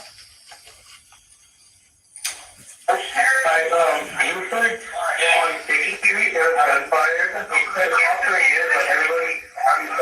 with you? Nobody shot within me, but I heard like 6 gunshots from inside. Everybody ducked down the bottom floor. We're just right outside. We're hiding between cars. Okay. We're behind you. You heard gunshots from inside? Yeah, just cops running towards it. Just more with Obel. There were 6 gunshots, and there were about 3 more on the street besides you first, towards the right, looking south. There was like 3 more. I think those are the cops fighting against it. There's also more sirens coming in. Yes, we have a lot of help on the way, okay? Stay in a safe place. I need to go answer another 911 call, okay? Go for it. Thank you. We're fine with the cars, but answering the call, please. Yeah, stay in safe, okay? All right. Thank you. We're not going to listen to radio. So not only did these young folks of America have to perish behind this Senegalese extremist Islamic guy who rocked with Iran ideology and what he deemed sufficient in America or wherever, as this guy was nationalized to being an American, but his loyalties did not lie with being American. And that's why many Black Americans have an issue with immigrants that come that are melanated, who are taking advantage of the system. They are hijacking our identities and our histories and our plight and our civil rights and claiming it as theirs, claiming our ancestors as theirs, claiming our identity as theirs, and they're making a whole lot of advancement over us with the help of the Democrats and the help of globalists, keeping us as is, as so-called African American or Black American, where anybody can utilize those categories that are foreign born and foreign lineage, like Obama, who father is Kenyan and his mother was from Kansas City, a white woman, like Kamala Harris, whose father is from Jamaica, who appears to be Indian, and her mom is Indian from India, claiming to be African American, lying about being just like us for the benefits of becoming a part of the power of America. And finally, we woke up and rejected Kamala Harris. We finally woke up and rejected Jasmine Crockett. Thank the Lord. so that she's not running amok, helping out illegals and immigrants and ignoring Black Americans after getting our vote. But we see the consequence of these illegals and immigrants that come to America and who are nationalized, like the guy from Senegal, and the victims that you see, the Austin shooting victims that you are seeing being taken advantage of. And it's really clear that we are outnumbered in a lot of ways. And I do believe, from paying attention right now, that Trump feels like he got to do a lot to make up for the disadvantage of having so many people over here, having so many people that could potentially be sleeper cells among us. And he is, you know, doing what he feels like he got to do. The Rock says, I am still filling this out also. I have no opinion as of now. And I don't either, to be honest. I can't have a feeling because most people hate us collectively. Every other group around the world collectively hate us unless we are like bowing down and serving it to them, like a Jesse Jackson, like Martin Luther King, and other people that like wanted to look out for everybody else but your own. And we cannot survive moving forward being like a Jesse Jackson. We are the world. We are with everybody and anybody. No, no, no. He did damage to us, and his passing, a lot of us are not sad. We're like good riddance. We can finally put to rest the African American term. We can finally redirect our energy and our identity on what we should have been doing a long time ago. We're seeing how we have been manipulated and used by Democrats for at least 40, 50 years. And a lot of us finally are waking the fuck up, and I'm so grateful for that. The Rock says, I am just watching. I heard that. The Rock also says you can only win by putting boots on the ground. And when that happens, it could turn into Vietnam. I hope not. I hope not. But if it does, it's better now than late, I would say. And speaking of which, you know, there are a few videos that I want to show before I get off, where a whole host of illegals would normally get away with a lot of shit. But because, you know, Trump has switched around all this bullshit that they've been allotted to do and get away with, they're now the subject of a lot of stuff. And they have been exposed for what they do and how they're moving. There is a video that I want to show where a guy was caught with a semi-truck. He was driving the semi-truck. He got pulled over for some reason. And they investigated his semi. It looked and appeared like there was nothing going on. But when they really investigated what was really going on, they finally found out the truth of what he was on his information. And what he was on was smuggling illegals into America. And there are so many other cases of illegals and immigrants being fake and fraudulent, with fake identities and fake licenses, fake driver licenses, fake businesses, and fake accomplishments such as nurses and other stuff. It's all over the place. And it's been going on for a good 30 plus years. For a good 30 plus years. If Trump did not respond in the manner that he's responding right now, we would have been toast. We would have been toast. And I am grateful for that. I'm not fully understanding the warring part of everything. But Everything else I get as far as the immigration thing. And I want you guys to really listen to this dude who is a fake Lowe's truck driver.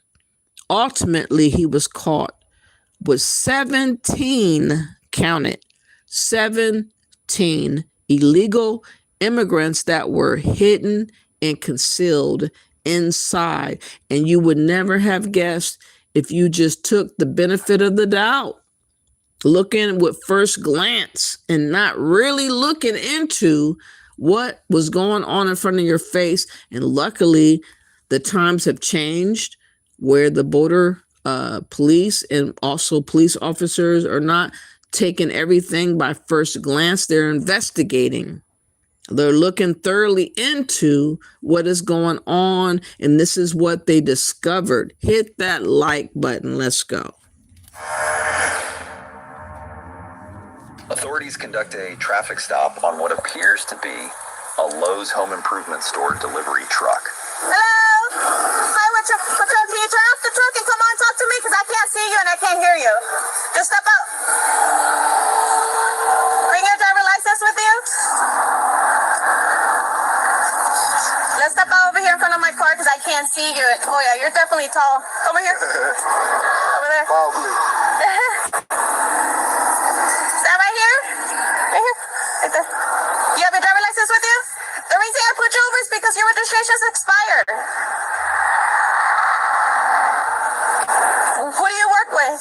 I'm a subcontractor. Subcontractor? Yeah. Okay. And I'm not in charge of the tag. Let's go back over there before we get hit by a car. Over here, back here. Right there. So what were you saying? I said I'm not in charge of the tag. That's why I didn't know. Oh, okay. I have my own box truck also. Okay, so where are you coming from? I'm going to Sonora. Sonora? From where? From Eagle Pass. From Eagle Pass? Okay. What do you do? You just deliver? You pick up? Yeah, deliver. You deliver? Mm-hmm. Do you happen to have your delivery papers with you? What about insurance? Insurance-wise? Okay. We'll just wait on it. Where are you from? I'm from Mississippi. Mississippi? That's a long way from home. I stay in Houston. You stay where? I stay outside of Houston. You stay outside of Houston? Right on the line. How long have you been living in Houston? Not that long. Not that long? Like a month, 2 months? Are you nervous? Nervous? Yeah, you're like a little shaky. Pattern shift to. So what was your route today? That's where I'm going, actually, to Sonora. Sonora, but then you came from where? From San Antonio. Okay, and then? To Eagle Pass. Now I'm going to Sonora. I spent the night in Eagle Pass. You spent the night in Eagle Pass? What did you drop off anything in Eagle Pass? Yeah, I picked up something. Oh, you picked up something? Yesterday. Okay, and now you're heading to Sonora. Headed to Sonora. Then after Sonora, going to San Antonio. After San Antonio, I can head home. Back to Houston? Yeah. It's my grandma's birthday. Okay, let me run your information, and you said insurance. It should have. It's right at the top. Right at the top paper. Well, I'll check in my system. If I have an issue, then I'll come back. So, company is the one who takes care of the truck. That's why you weren't aware that it was Yeah, expired. I'm just a driver. Yeah, so I didn't even look at the tag. They supposed to handle all of that. I didn't even look at the tag. So that's my bad. I didn't look at it. Yeah, I did not know that. So you picked this up where? Pick what up here? This stuff. When I had a load in Sonora, in Eagle Pass. I also picked up a load from. What'd you pick up? I got 2 doors, some plywood, sheetrock, and I got 4 doors. Pantry doors, and exterior. And you're picking up and you're taking to Sonora. And then after that, like I told her, I You're supposed to have picked up 5 days ago.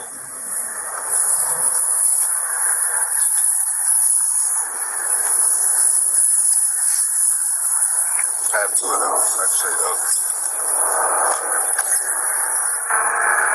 Do you have the address in Sonora that you're going to?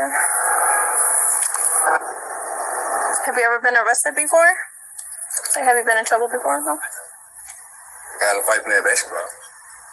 Did you get in trouble for that? Did you get arrested for that? They just put me up against the car and told me to calm down. Well, it's Crockett, 1302. It's Crockett, Sonora, Texas. And I that they says that because they were supposed to pick it up but didn't. That's what here. So. Would you mind us searching your vehicle? Are you okay with it? Man, what am I supposed to say? It's yes or no. If you're okay with it. Yeah. If you're okay with it, can you open the back?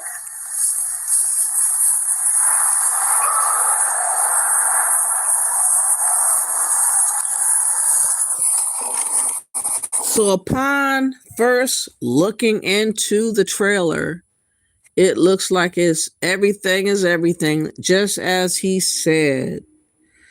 Just as he said, but the climate of what is going on in America and what we already know, if you're paying attention, that illegals are everywhere galore and still trying to come in disrespectfully, bogarting.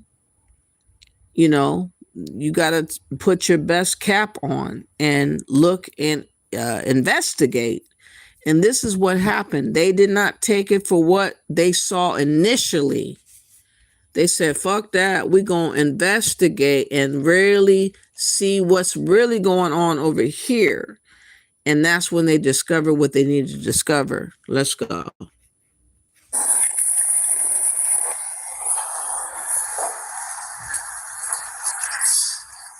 Is yours? No. Y'all, the locks on? I have only trying to break up the door. And then I'm gonna lock it. Yeah. Well, we'll see you now.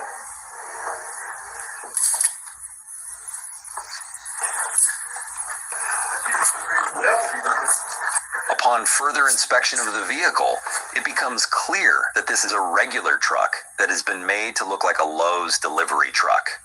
Even the driver is wearing a Lowe's shirt, despite having no affiliation to the company at all. It was the stock market that started history's greatest wave of wealth creation. Despite having... So they were in character, y'all. They had the identity, the fakeness of working for the company of Lowe's.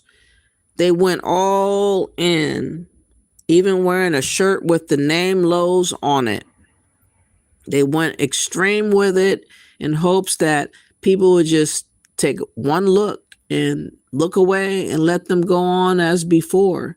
But because of the climate of what's going on in America and how so many people are over here illegally and have disrespected our laws, and they have taken advantage of the loopholes and everything else, people are taking a second and a third look to see and make sure that what you claim is actually being what you claim it is. They're not taking it and running along and giving you the benefit of the doubt no more. And that's the way that we got to continue to be for a long time, unfortunately. We got to be this way probably until infinity, forever, for now on, period, dot. Let's go. No affiliation to the company at all. When did they add that wood panel at the end? It looks semi-new. You don't know? Hey, they just got this truck about. I think he said maybe 2 months. Like 2 months ago? Yeah. When was the first time you drove the truck? No, here this is my first time. But I drove it in San Antonio. San Antonio? Okay. This is my second time. Okay, give me a second. This is fresh. And it's loose. Yeah, if I like... Can you open this? No. Look at the bare feet. Yeah. Oh, shit.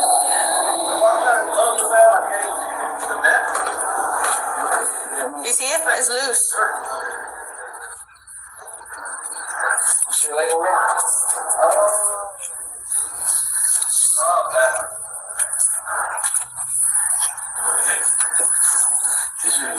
Yeah, that's what I'm saying. This wood, you could tell, look, this is new.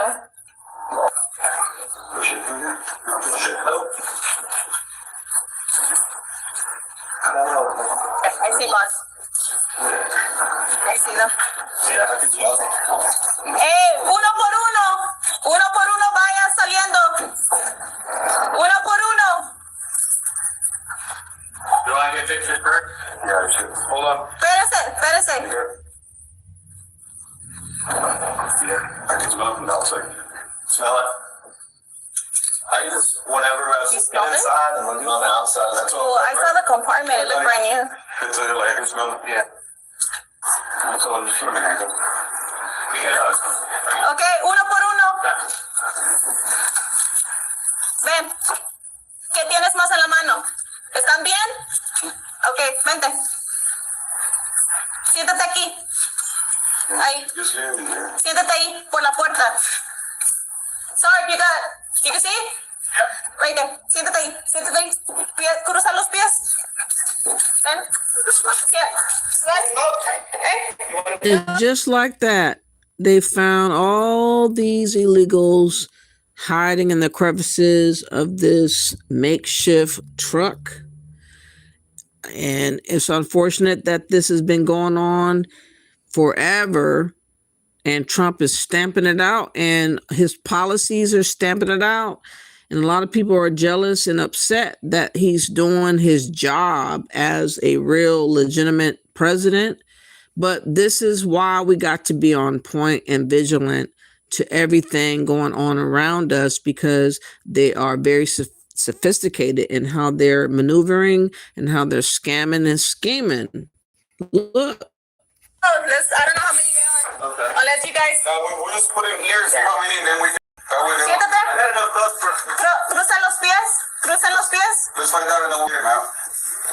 Vamos, uno por uno. Vamos. Ven. Ya están. Vamos. ¿Puedes? ¿Estás bien? Siéntate allá, al lado de ellos, y cruza los pies. Cruza los pies. ¿Estás bien? Okay. ¿Están dormidos? Ponte un poquito así, vaya. ¿Cuántos son? Disregarding all risks involved, the smugglers crammed no less than 17 people inside this 3-foot wide hidden compartment that had no air ventilation. 17 people were crammed, y'all, in this situation, and it was all a fraud and a scheme. A fake Lowe's truck driver with 17 illegal immigrants hidden inside. And let the Democrats tell it, everybody that's here, regardless of their circumstance or how they got here, they have just as much right as anybody and everybody that's in America. And that is not what I am rocking for. That's why Trump is getting a lot of support now, because ain't nobody going to lay down and allow illegals to have as much rights as you as a citizen and an American that have been here for generations. What the fuck is going on? Now, it gets even worse, y'all. There is a video of a dude that's claiming to be a feds. He's claiming to be a part of the Homeland Security. He had a whole system of scheming. He had shirts and badges and paperwork lying about his credentials, y'all. This is how far people have gone and how easy it has been for them to take advantage of us because we weren't paying attention. And now we finally are. And I'd rather be paying attention than not. Okay, let's look at this shit, y'all. Pretending to be with Homeland Security to avoid deportation, authorities have arrested a so-called chaplain who they say was selling counterfeit badges and shirts with the Department of Homeland Security logo. This promotional video appears on the Instagram page for the Chaplain Emergency Management Agency, or CEMA. The organization reportedly trains citizens to become chaplains so they can provide religious support during emergencies. CEMA's website claims it's an agency of the United States of America, but federal investigators say that's simply not true. According to authorities, the chaplain organization is illegally using the official seal of the U.S. Department of Homeland Security. This Instagram video shows Mario Cesar dos Santos, who's now under arrest and facing deportation. Federal prosecutors say Dos Santos held chaplain training seminars like this one throughout Central Florida, predominantly for Brazilian immigrants and foreign nationals. After paying $400 to $450 for the chaplaincy certification, investigators say attendees were given these official-looking ID cards with DHS and FEMA logos. Attendees could also purchase gold badges, polo shirts, and bumper stickers with counterfeit seals. This Instagram video shows the merchandise table at an Orlando training seminar. Dos Santos allegedly told attendees the merch would give them immunity from immigration enforcement and keep them safe from deportation. A SEMA volunteer reportedly told an undercover investigator her SEMA badge helped her get through an airport security with no issues, and that having her SEMA shirt inside her suitcase made a difference when airport security scanned her luggage with an X-ray. Investigators say Dos Santos has previously lied about being a Harvard graduate with a medical degree. He's currently being held in federal custody. Dos Santos was in the United States on a visa, according to the feds, but that visa has expired. There's no indication any of his chaplain trainees will face criminal charges. Mike DeForest, News 6. All right, a lot is going on. So many fraudsters among us. I don't even know.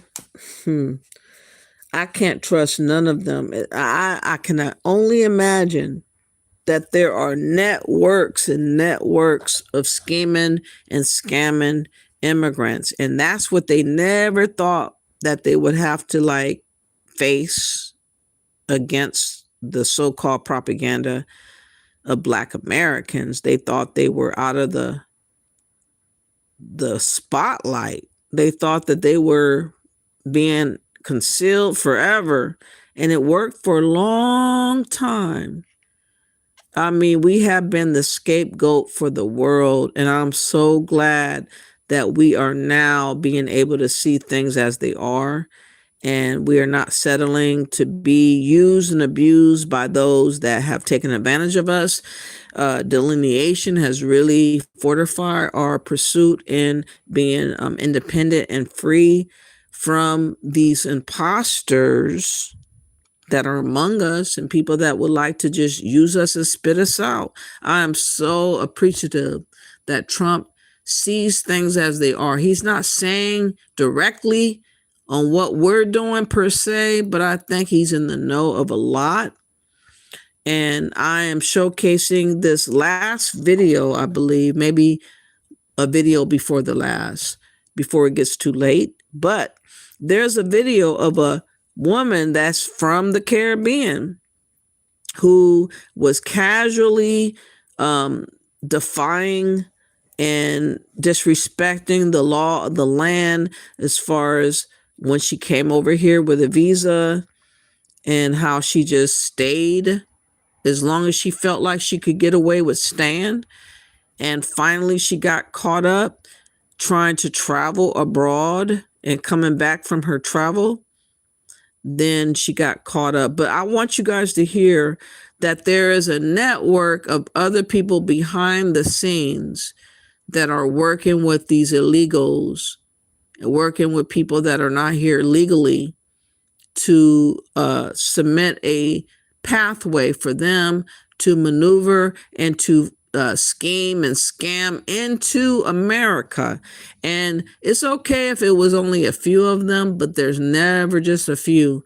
It's always a whole shebang of them, a whole fleet of them, a whole hundreds of thousands, if not millions of them, that have been doing all these things. And there's so many different stories that I can go on and on and on and show y'all, from Asians that are fraudulent, from Caribbeans and Africans, everywhere you can imagine have been fraudulently here.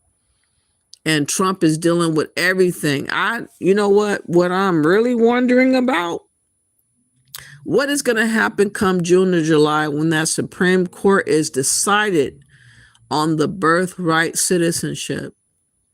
And once those babies or people that have been here for a few years that have been stripped away from a birthright citizenship, that's going to be like crazy time. The emotions, I'm sure, of a lot of people that have been here like to con America, and they thought that they were safe and spared from what they were doing, and if they get stripped of a citizenship and their babies are stripped, whoa, we got to be very, very vigilant and careful about what's coming up next. And this is why I'm showing y'all this video of a woman that was arrested by ICE for overstaying her visa for years. And she was caught up at the airport, y'all. And I want you guys to hear her excuse and how nonchalant she is with trying to explain away who she is and what she's doing. They think they slick, but ain't nobody scared or like tricked any longer. We are fully aware of many of these people that are overstaying their visas and doing too much. Too much. This is the identification that you presented. Okay, that's the wrong one.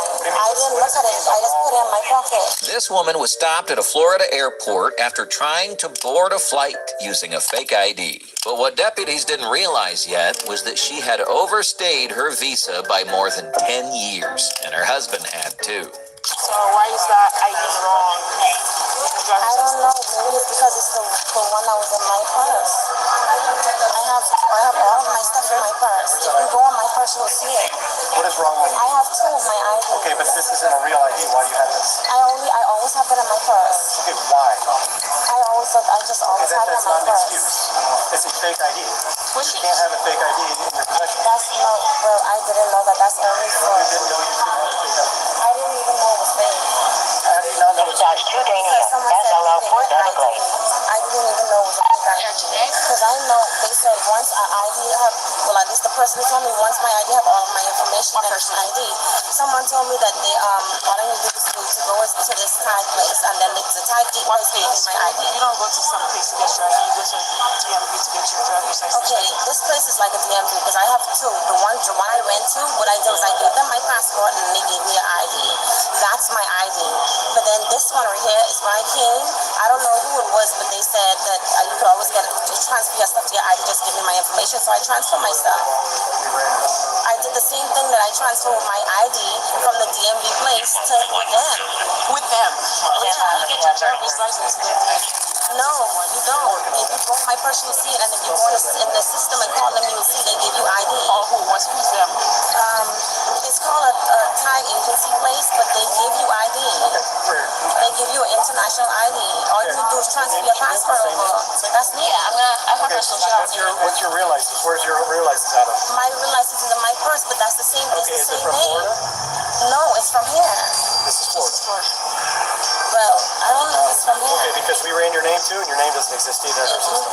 My name is Steve Lashar Smith. If you see, I use two names. Why? Because my grandmother, from I was 22. Just moments before deputies arrived, the woman had phoned her husband, who dropped her off at the airport and was now rushing back to the scene. But deputies were about to find out, just like his wife, the husband's visa had been expired for more than a decade. And how is the fake ID that's me? How is the fake ID that's me and that's my information? You could even go on my son, everything that's me. Even my bank account, that's me. How is it a fake ID? It's a fake ID because it's not real. It was managed by the state of Florida. The DL number does not exist. And when we run your name and information that's provided on it, you also don't exist. No, so that is how it is a fake ID. That is not real. You did not get it from the state of Florida. Thus, you can't possess it. It is illegal to possess a license. I didn't know that. I didn't know that. You get it from the state of Florida. I get it from somebody who said all I need to do. They said they could go to the place. That's not how it works. Turn off my stuff. I didn't know that because that's what I did with my home. Logical person here that you cannot get a license anytime. But that's what, no, not a friend. I didn't know the person. We can get customs to assist us. They have? Yes, they can take us on the phone too. Have you seen the ID yet? I see the ID down there, but the ID is it Florida ID? It's a Florida ID. Obviously fake. I don't wonder. See running. I mean, does it look fake? Does it look fake? It looks fake. Where is she flying to? Anyway. Sir. I saw Sorry. Let me go over here. Go over here. It's okay. I was calling your phone, man. You're just gonna have to wait for it. Is she a friend of yours? My wife. It's your wife? Yeah. What's going on? She's being detained right now. Why? Because of her identifications. What's wrong with identification? Doesn't seem right. You know where she's traveling to today by chance? Yeah, she's going to New Jersey. To New Jersey? Yeah, she has a company and one of her friends does a flight attendant for a layover. They're supposed to be there for 4 hours and come right back. Their friend doesn't want to be alone, so she asked me to come along with her. Oh, a flight attendant asked her to come with her? She's been calling me now trying to figure out what's going on. She lands in about 47 minutes in Pittsburgh. Let me find out for you right now. Who's she a flight attendant with, Spirit? I can ask her. You gotta let them know so you don't put your bag on the plane. She's probably already gone.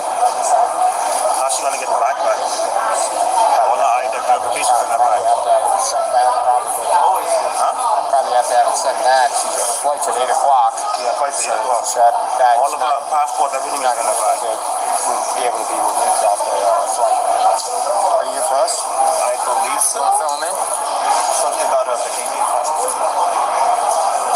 No, not necessarily. Oh, well, here.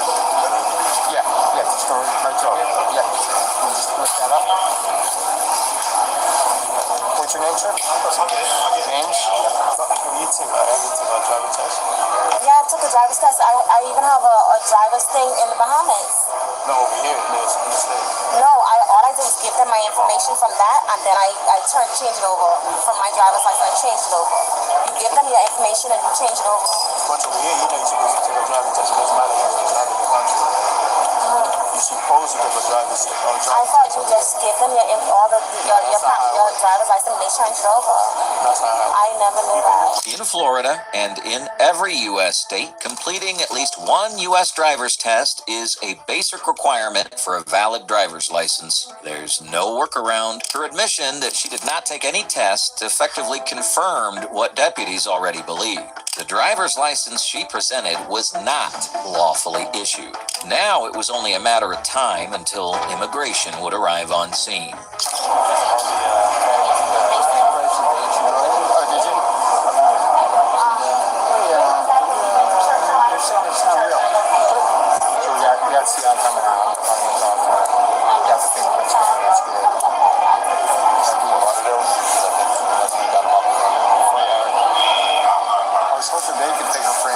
It's not an international flight type issue. They technically can't. And then the only other thing we can do is contact ICE to see if they want to respond. The deputies now escorted the woman into a private room, where a female deputy began questioning her about how she got the fake ID. And if her explanation didn't start making sense fast, she was going to be turned over to ICE, who were already working the airport and looking for her. The place where you go for help, they say I can use a TIN number. There's ways to get around things, and that's issued to me and my name. Okay. So that's why it's me. I issued myself as a business, and that's why I obtained it. So I can use it as a social because that's the law. But look how easy it is for them to retrieve business licenses, other identifications, whereby Black Americans are always left in the dust.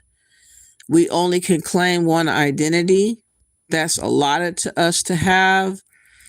And then other immigrants come over here and they double dip in and out of identity of ours and theirs to capitalize and to elevate themselves. And you're hearing this woman say, oh, I pretended to have a business license. I extended this, I did that. And then when time ran out, you know, she hooked up with networks of people behind the scenes that tried to keep it going with the scheme of her being legitimate in America, when all along she was never legitimate. And she's trying to explain away, but it just showcases that there are millions of people that are here among us that have done fraudulent and scheming activities to be in America, and nobody ever thought it was ever an issue because nobody made it an issue up until Trump came in office. Now, everybody's scrambling to be legitimate, but it's too late because you guys have been here for 10, 20, 30, sometimes years, and not longer, illegally here in America. And I don't have no fucks to give to anyone that has manipulated the system for 10, 20, 30 years, knowing that they were here illegally and they made their life here despite the fact of the matter, and now they're busted and they're disgusted. I don't give a damn, but here's what they do. I did everything by the law. That's why I get what I get. Nothing is fake. Nothing is. The only thing I did not know was that the place I issued the last time, which was with the idea I gave y'all, is not real. I never knew that. And the other issue place that doesn't want to answer, I didn't know that either because they say they issue IDs. Okay, so before I even ask you questions, I have to read you the rights, right? Since you know how it works, right? Since you've been here. So I'm going to read you, and when you hear the question, you either say yes, I understand, or no. Okay, all right? So you have the right to remain silent and to refuse to answer questions. What's your birth name? I don't know. I don't know which one was it. I'm just finding out when I was 13 when I went to go and get my passport renewed because someone broke into the car and took the passport. So they just take the passport. They took my whole purse. What kind of passport do you have? It was a Bahamian passport. Why don't you have an American citizen passport? I'm not an American citizen. I wasn't born over here. Okay, so you have to born over here to get that passport. So usually when you don't have a citizenship, they'll say it on your driver's license. Yeah, I didn't know that. Well, you want to know what that tells me? This is fake. Okay, because I didn't know that. By now, one thing was clear. The suspect's story wasn't adding up. If she kept doubling down on the same unconvincing excuses and lies, she was going to be handed over to ICE, who would be more than happy to take custody of her. So where did you get this? I got that from the same type of place that what type of place? There was a guy standing out there out of the side of the place and asked me, did you go into a legitimate business? I went into a business for the other one. What's the same business, the other ID I told y'all to go and look for. It's in my back, it's in my phone and it's in my purse. Okay. So when y'all see it, y'all get it, but they say it's not real. But it is. This one's not real. It is issue. The same thing. I did the same thing to get that one. I know, but I'm asking a question about this. This is not real. No, How do you know this is not real? Because y'all told me it wasn't real. Really? That's how I know it wasn't real. It's an ID. They say any form of ID. This is not an ID. This is a driver's license. So the guy that I met outside of the place told me that the one I have would work, but then I still gonna need an ID, a Florida State ID. They say they can give me all I need to do is do the same thing I did today, give me my passport information, and then pay them money, and then they're gonna bring me one. I got a question. The same thing. Is this a real driver's license? Yes, it was driver's license. How do you know? Look the same. Looks the same. Then why are you telling me that this is not real? Because if I told you it wasn't real. But if you know that it's real, you'd be defending that. You'd be like, oh no, that's a real driver's license. I will defend to the end of time. Anything the police say. I will defend to the end of time that this is a real driver's license. So if I tell you right now, the necklace right now is fake. The necklace you have on right now is fake. If you're not a jeweler, then I wouldn't believe you. But if you're a jeweler, I'm gonna believe you. How do you know what I know? Because you're a jeweler. Exactly. You went to school for it. But how do you know if I'm not? I didn't do it on the side. So anyone tells you, you're gonna believe. Because they claim. Doesn't matter. It does matter. It doesn't because it does. No, because if you knew that you went the proper way to receive a driver's license and you paid the money for it, you should stand with your gun. But no, this is real. I don't know anything about America like that. So if how long have you tell been me here? that, I've been here from when I was 22. And how many years is that? I don't know who you are. I think 14. 14 years. Yeah. How did you get here? I got here on the plane. So you flew from where? The Bahamas. Okay. So you've been here 14 years. And the person you're traveling with is who? My daughter. You mean now? Where's your daughter? The person who I travel with over here. Who's your daughter? I'm asking you, which question are you asking? You're not running this interview. You're not running this interview. I am. Who's your daughter? You asked me a question. Okay, and you brought up something that wasn't talked about. Yeah, because you asked me who did I travel with when I came. So I said my daughter. Okay, so you traveled with her when you came. It's a question, why are you being repulsive. I'm questioning, I'm asking. I know I'm being respectful, and I haven't been disrespectful, haven't been rude. It was a little bit. I'm not being mean, but I only thought you asked me who I told. I don't really understand when you say things. She asked her why she was being repulsive. She has been in America for 14 years past the time she should have been here, and brought her daughter and met her husband, who also was here illegally for about 10 plus years. And she's acting surprised and trying to turn it around and be, oh, you're repulsive, you're disrespectful, you're not nice to me. This ain't your country. If you're from the Caribbean, if you're from another land, mass, continent, you don't have claims to America like that. But somehow, deluded as many of these melanated people are, I believe that they are on this notion of America is their president. The president of the United States is their president, and they omit the president that they got in their own home country because they don't respect them.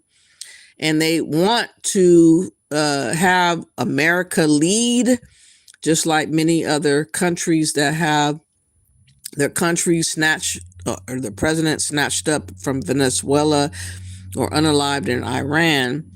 There are celebrations of people that are happy about it because they didn't like their president, they didn't like the government, and they're like, bring it on, please reign supreme over us. They don't say that, but that's how they're acting. That's how they're moving. And this is why they feel like they're obligated and they should have rights in America. It's really, really weird. But listen to what she has to say. Moving on. Just like that. Okay, it has to be specific. That's why I asked. So the man that's here is who? It's her father. That's her dad. Yeah. Where did you meet him? In the Bahamas. Okay. I was 17. Gotcha. Apparently, she'd been in the United States for about 14 years, and records suggest her visa had been expired for more than a decade. Still, she doubled down, claiming she had come to the U.S. with her 2-year-old daughter to join her husband, who had gotten his visa first and somehow obtained a tax ID she'd been using for money transactions ever since. But when she realized she wasn't convincing anyone that the ID was real, she switched tactics and started blaming law enforcement. Having this is a big problem. I didn't know that. I know. I did not. The only reason I know that is because they looked it up and said it's not coming up. That's impossible. Okay. And then when they looked at the other one, right? And with all the things going on, this is a big problem. I didn't know it was fake. Very big problem. And then you don't have citizenship here, right? No, the other one is the same thing. That means that one is fake too. So I don't understand how y'all allow people to be open with tag agency doing all this and then it's fake. Allowing you? I didn't allow anybody. No, not you, but the government. Well, that's the other one is fake. That's what's called scam. But it's government issue. But it's over. It's government issue. They have it on their information on their online saying that they give everything. Okay, so what's the other thing that you said that's fake? They said the other one is fake. What is it? I haven't seen it. It's the same thing. It's issued from here. Okay. No, it's issued from here. It's a American ID, not a Bahamas. It's just international. Who has that? It's in your bag, right? Yeah, it's in my bag and my phone. And they said it's fake too. So I'm like, hold on, if this is fake, that is also fake because I did the same thing. Okay.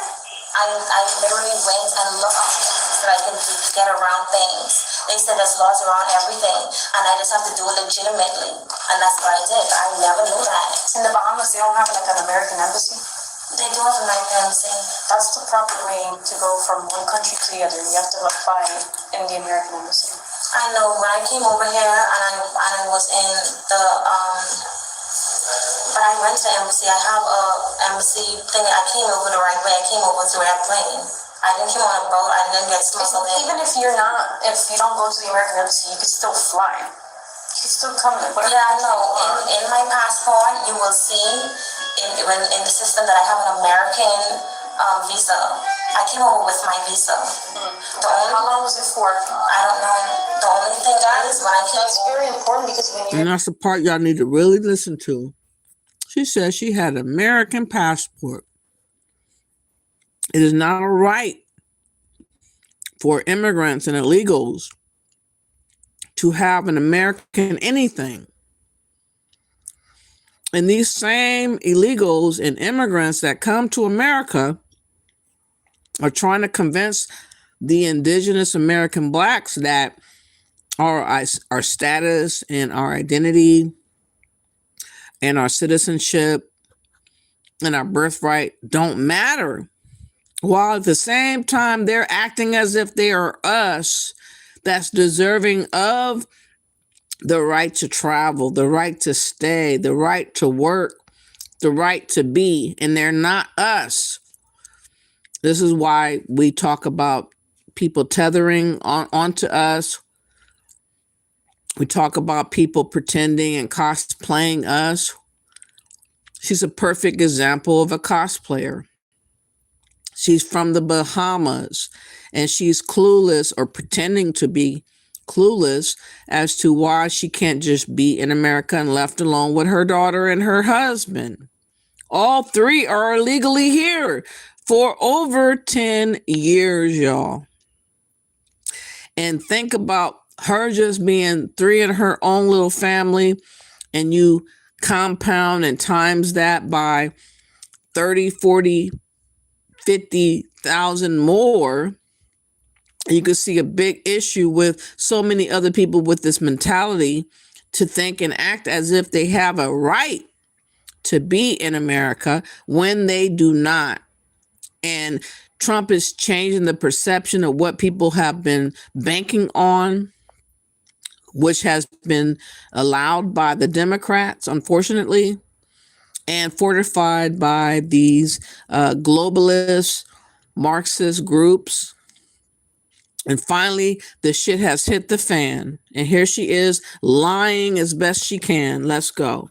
Given the visa, they tell you how long. They'll say 2 months, 6 months, 1 year, 2 years. Oh, they don't tell you that. They tell you in your on your passport. They stamp it or something. You don't have a passport. Yeah, they tell you on the passport. After more than 30 minutes of the same excuses, deputies had had enough and decided it was time to bring in the feds. The moment she heard him mention ICE, her whole demeanor changed because she knew what it meant. Yes.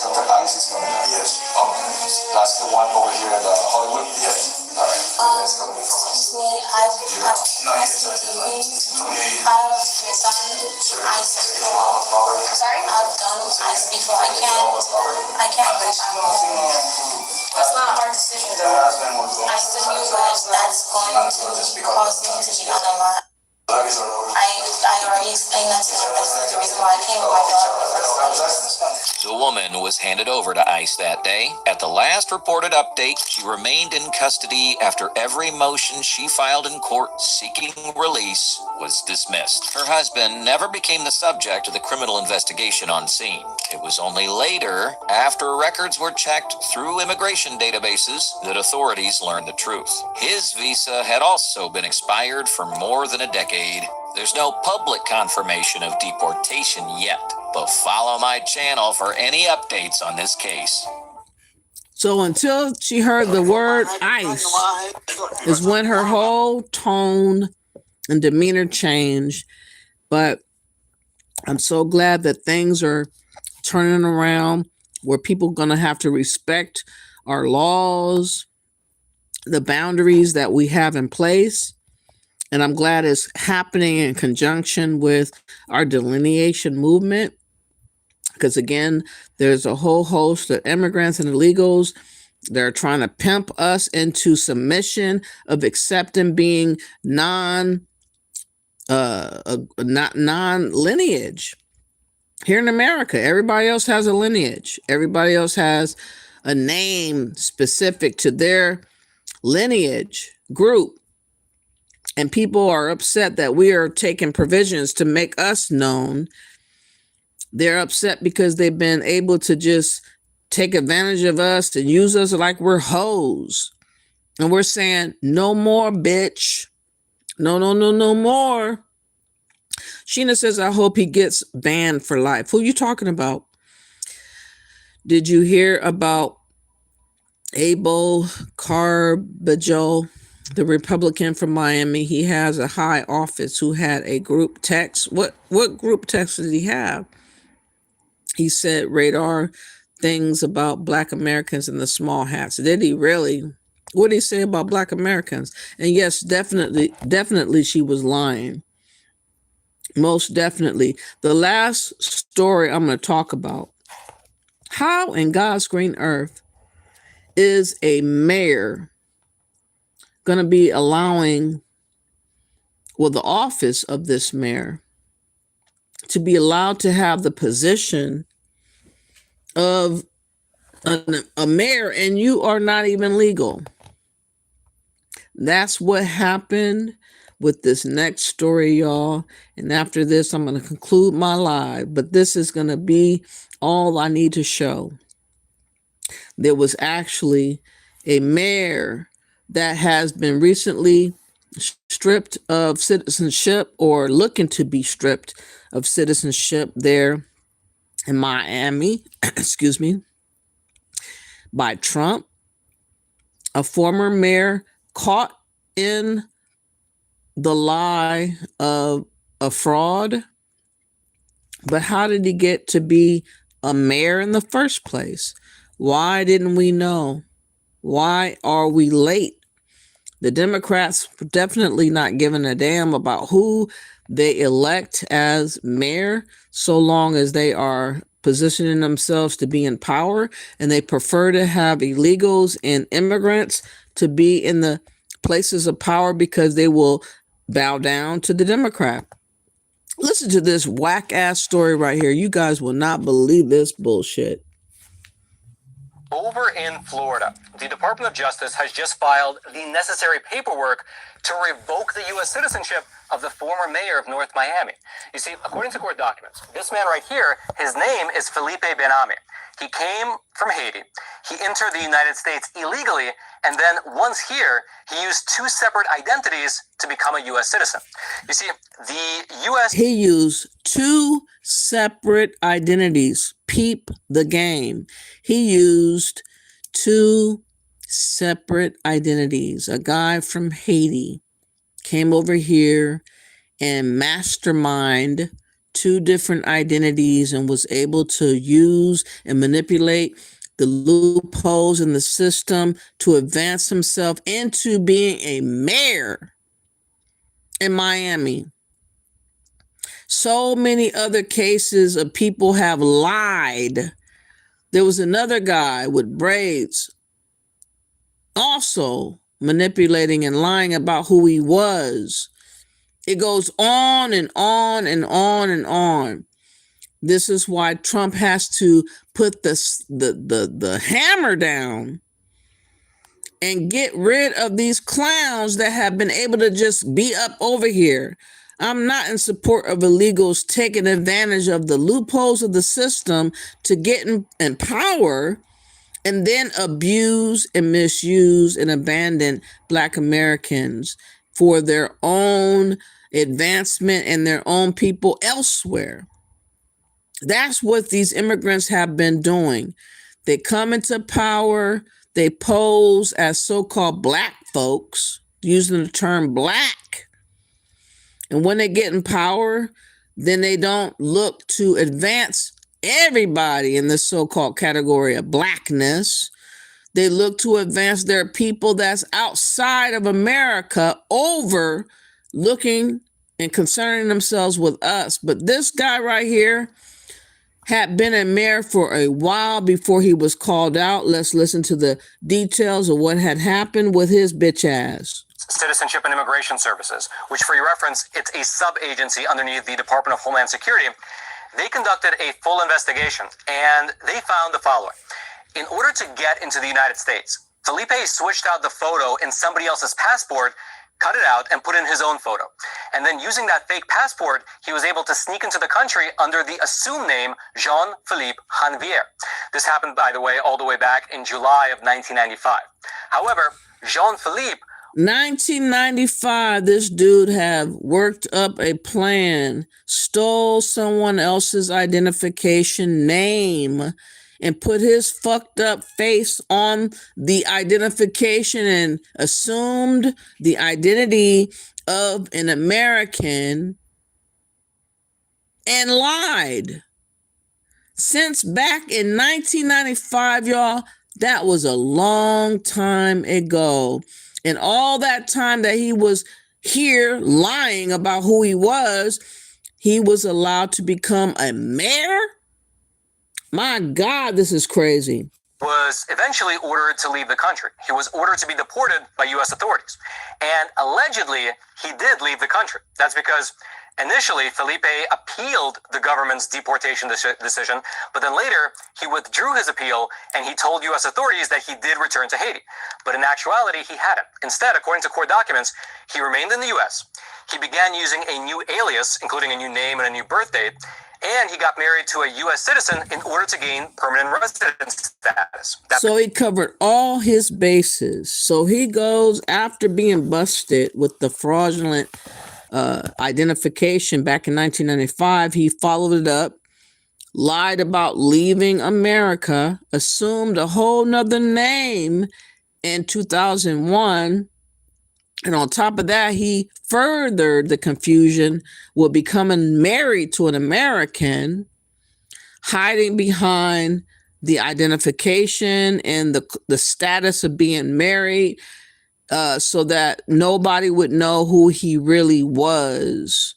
And this is the type of things that these clowns do in their mind to survive, but basically taking advantage and manipulating and using and abusing the American people for their own benefit. Let's listen. By the way, was in and of itself illegal because he was allegedly, according to the documents, already married to someone over in Haiti. Regardless of that, though, it all worked. In 2006, he became a fully fledged U.S. citizen.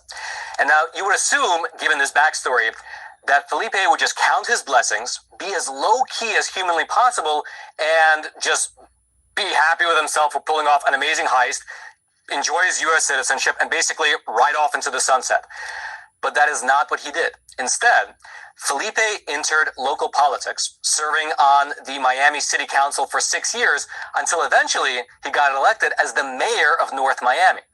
And even in that position, he wasn't without, I guess you could say... So despite him knowing that he was fraudulent, making up identifications that did not relate to him, he felt comfortable and confident enough to be on top of being a council person and then transferring that into being a mayor. No qualms whatsoever about lying, apparently, to a whole host of people because people weren't paying attention. People took the word of what these Africans were telling them, or Haitians were, or he's a Haitian, immigrants were telling them who he was. They never second guessed. They were so used to always scapegoating Black Americans as being the problem child, the people that were full of immorality and criminality and all the types of things that have been upon us, drug related and baby mamas and welfare and all this type of stuff, to where these other people that come over here don't have the stigma attached to them, and they utilize that freely to say, we're not like them. I am such and such. I'm educated. I'm da-da-da-da, making up shit as they go. Fraudulent as fuck, lying, and these clowns allotted them the benefit of the doubt and believing what they told them. And now shit has hit the fan because finally someone said, I don't believe you. You need more people. You got to show proof of who you say you are, because a lot of you guys are lying and conniving, and I know it, and I'm busting you out. And that would be Trump and his administration. Because prior to that, they had a free way of just lying and scheming and scamming. Let's go. Controversy. Quote, in 2018, Janice Antoine, a former North Miami city administrator, filed a lawsuit against Ben Ami and the city, claiming he had sexually harassed her for months and held her prisoner in a car while trying to have sex with her. The aide said her contract with the city was terminated in retaliation for filing the federal suit against Ben Ami, a councilman at the time. Now, I will mention that this case was settled out of court for an undisclosed amount of money, and therefore there was no finding of guilt against Mr. Felipe. All right, just to pause here for a super quick moment, I'd like to introduce today's sponsor, Shenyun Performing Arts. It is the We're gonna preeminent have to stop that real quick. dance performance. Oh, no. I'm gonna fast forward that. We ain't got time for all that. And by the way, what's up, YouTube Blue Butterflies? Thank you for being here. Where have you been? Didn't you have a moderator stick? Why have your name changed? I think your name was a little bit different. Let me know if you are the same person that was moderated, and I will give you a mod stick. And the best part is that to our viewers... Hold on, I'm going to play this a little bit more just to reinforce the fact that a whole host of immigrants and illegals were basically ignored because they weren't on the radar of being scrutinized. And the people that were on the forefront of being scrutinized and accused and belittled and bashed were Black Americans. We have always taken the weight of all the different fucked up notions of views that you may have here in America, and the benefit of that always went to illegals and immigrants because they never were looked upon. And then when we put a spotlight on them, we realize, man, a whole host of them have been partaking in a whole lot of fraud and scheming. And everything has hit the fan. And the only person that was not fooled, ironically, was Trump. He knew something was going on. Like, I would never have guessed that the Somalians have been doing as much as they've been doing in Minnesota, Ohio, Maine, and so forth. And other illegals and immigrants also have been partaking in networks of frauds and illegal identifications and licenses, nursing licenses, driver licenses, and all the above to take advantage of the system because they were not on the radar of the authorities. And now they are, and I'm so happy because now they can hold their own weight. And we can be freed as Black Americans to not hold the stigma of all these other people that have come over here.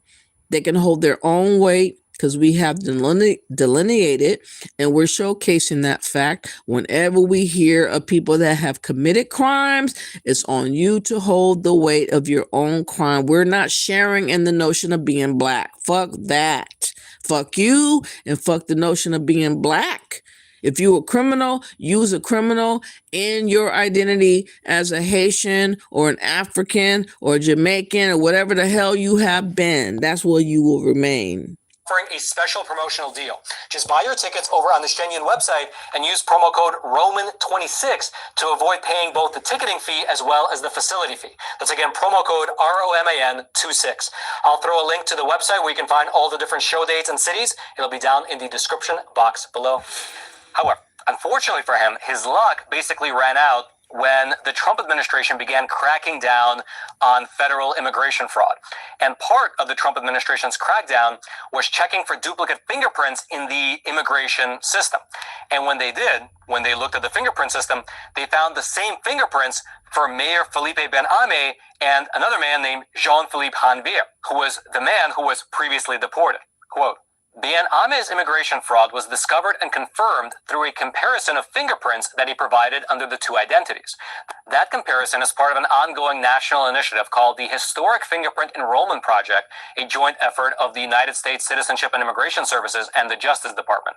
Which, just as an aside, is kind of amazing that this was not happening prior to Trump assuming office, but I guess now it is, and the fingerprints are actually getting compared to one another.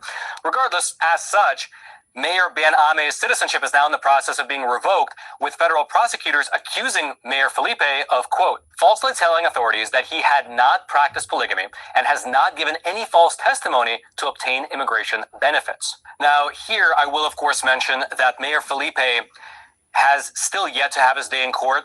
And of course, this is America, and everyone in the country is innocent until proven guilty. Now, one other aspect of this case, which I guess you can say adds an additional layer of intrigue, is that according to the court documents that were filed in the case, Mayor Felipe, he was marrying and divorcing multiple women, sometimes apparently even on the very same date. Quote, adding to the intrigue are court documents that say that under the name Jean-Philippe Hanvier, he married Sarah Jane Ternier, and under the name Felipe Ben-Ame, he married Beatrice Gellin, both on the same date, June 20th, 1993, in Port-au-Prince. A U.S. immigration summary of Haitian government records showed that the marriage and divorce certificates for Hanvier and Ternier were found to be fraudulent. Meanwhile, the Haitian divorce records for Ben-Ame and Gellin were also found to be fraudulent, meaning that the paperwork is just so muddy, it's almost impossible to figure out what's really true and what's really false. Regardless, that is where the case currently stands. You have the U.S. Attorney for the Southern District of Florida saying the following in a statement regarding Mayor Felipe's case, quote, United States citizenship is a privilege grounded in honesty and allegiance to this country. The fact that he later served as an elected mayor makes the alleged deception even more serious because public office carries a duty of candor and respect for the rule of law. Now, a reporter for the Tampa Bay Times was able to get Mayor Felipe on the phone, and once on the phone, he declined to comment, and he just referred the reporter to his lawyer, and the lawyer said the following, quote, we believe it is appropriate to address the allegations through the judicial process rather than through public commentary. We trust that any reporting will reflect that the matter remains unresolved and that no findings have been made. If and when his citizenship does get revoked, Mayor Felipe faces the prospect of getting deported back to Haiti, which, given the current state of that country, is not a great prospect. And so there you have it, the story of the former mayor of North Miami. If there are going to be any updates in this particular case, I will provide. Can you believe it? Man, just that easy, just to get fake identifications twice and pretend to be something you're not and move up and become a mayor for years, a councilman for years, not on the radar of nobody until all the things that have come to light by Trump. Now everything has hit the fan, and now we got a whole host of people coming out of the woodworks as fraudulent. I'm grateful because, again, these people were included in our identity as successes in our identity. And people were acting like we didn't need nothing because we have these people, the first this and this first that and all that have nothing to do with our lineage here as Americans that have been here for generations. And this is why it's very important for us to say who we are and not allow other people to dictate our identity and also tell us that our ancestors and our history doesn't matter. It matters when they want to claim it. But when we want to claim it, it doesn't suddenly matter. We're not going out like that no more. I'm so grateful that Jasmine Crockett has lost her Senate seat run because she was not for Black Americans. She was for everybody else but us, as many other Democrats are. And all that stuff is being realized in real time. And so moving forward, there's going to be a whole host of people that has to get it together, or they're going to be bypassed and ignored, or we're going to sit on the couch and let the Republicans eat y'all asses up for dinner, lunch, and dessert. We're going to allow the Democrats to be ate alive by the Republicans if you guys continue to take for granted who Black Americans are and what we are needing in America at this point in time. This ignorance that you guys have been allowing to have happen to us for 40 plus years, the basic disrespect of, doing us any kind of way and thinking that we're supposed to just be happy and content with being included, with being claimed as being Black. Bitch, y'all better wake y'all asses up. Ain't none of that flying no more. We don't give a damn about so-called other people claiming to be black. Fuck you and fuck them. If you're not coming with the reality of what is going on in our communities and what we're aspiring to try to do and have, push the fuck on and leave us all the way alone. And we're going to allow the Republicans to have their way and eat y'all alive, and we don't give a fuck. And more exposure to all the fraudulent activities and the scheming and the scammings of the Democrats and the immigrants and illegals are going to showcase to the light. And we're not going to try to conceal and shield y'all from anything, because what is the benefit of us working so hard and sacrificing ourselves for nothing? We're not doing that no more. Y'all better wake y'all asses up. And I hope that many other Black Americans will finally see the light and understanding that the Democrats do not have our back. I know that it sounds really crazed to back Trump with all the stuff he's been doing, you know, snatching up presidents and unaliving a president and joining forces with Israel. And man, I'd rather have someone being proactive than not active at all, to be honest. I do not want to be a sitting duck while other people just reign supreme over us that have nothing to do with us. And he is reversing the curses that were applied to us, in other words, by the Democrats and by the illegals and the immigrants, whether we want to recognize that or not. Time will tell if the war in Iran was worthy to happen for the duration of how long it takes.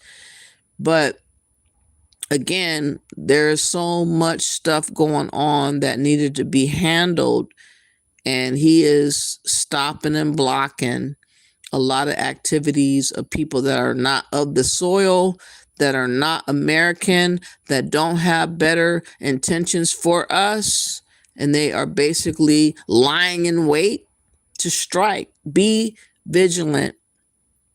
Be aware of being out in crowds. Try not to be out in crowds right now. Don't go to clubs. Don't go to crowded protests and other things where people can do whatever they do to make a statement with you without your consent. Be out the way. Be careful and look to protect yourself and your children and your family as best you can, because a lot of people are seething inside about what Trump's doing, and I'm sure that they're planning and they're strategizing on how they can get some get back. Nobody wants to be shown as being totally weak and vulnerable. So Iran definitely wants to make a statement, and obviously he can't make a statement outside of America because there's too many eyes on what they're doing, and they have been pretty much demolished out the gate. The only saving grace that these types of people have is being already here in America and linking up with other like-minded terrorist cells to attack and to catch us off guard. And this is why you got to do your due diligence and not trust and believe the hype of the lies of people talking about everybody's everybody. We all the same. Fuck that. We ain't all the same. They come from elsewhere. We can't be the same when people come from other places, countries, and ideologies and religions and spirits and all these things. We have a right to have sovereignty to America. We're coming up on the 250-year celebration of America being in existence for 250 years come June or July. And it's good that we have somebody that cares about what happens to us long term. And unfortunately, the Democrats have sold us out a long time ago. They have aligned themselves with people that basically are wanting to disrupt and have disdain for America. And that's what it is. So whether y'all believe in Trump and what he's doing, I totally don't get everything that he does, but I do get some of the stuff that he's doing because of how bad off we were and how better off we are right now. So I hope that you guys would appreciate the video by liking and sharing the video. I do note that a whole lot of people are haters and they don't appreciate the honesty that I give, but it is what it is. I'm not going to lie to y'all. I'm not perfect, but I'm on the side of us surviving and being righteous and being proactive despite what other people deem us to do. It is what it is. Please like and share the live, and I'll see you guys in a couple of days if God's willing. And thank y'all for appearing. Bless up.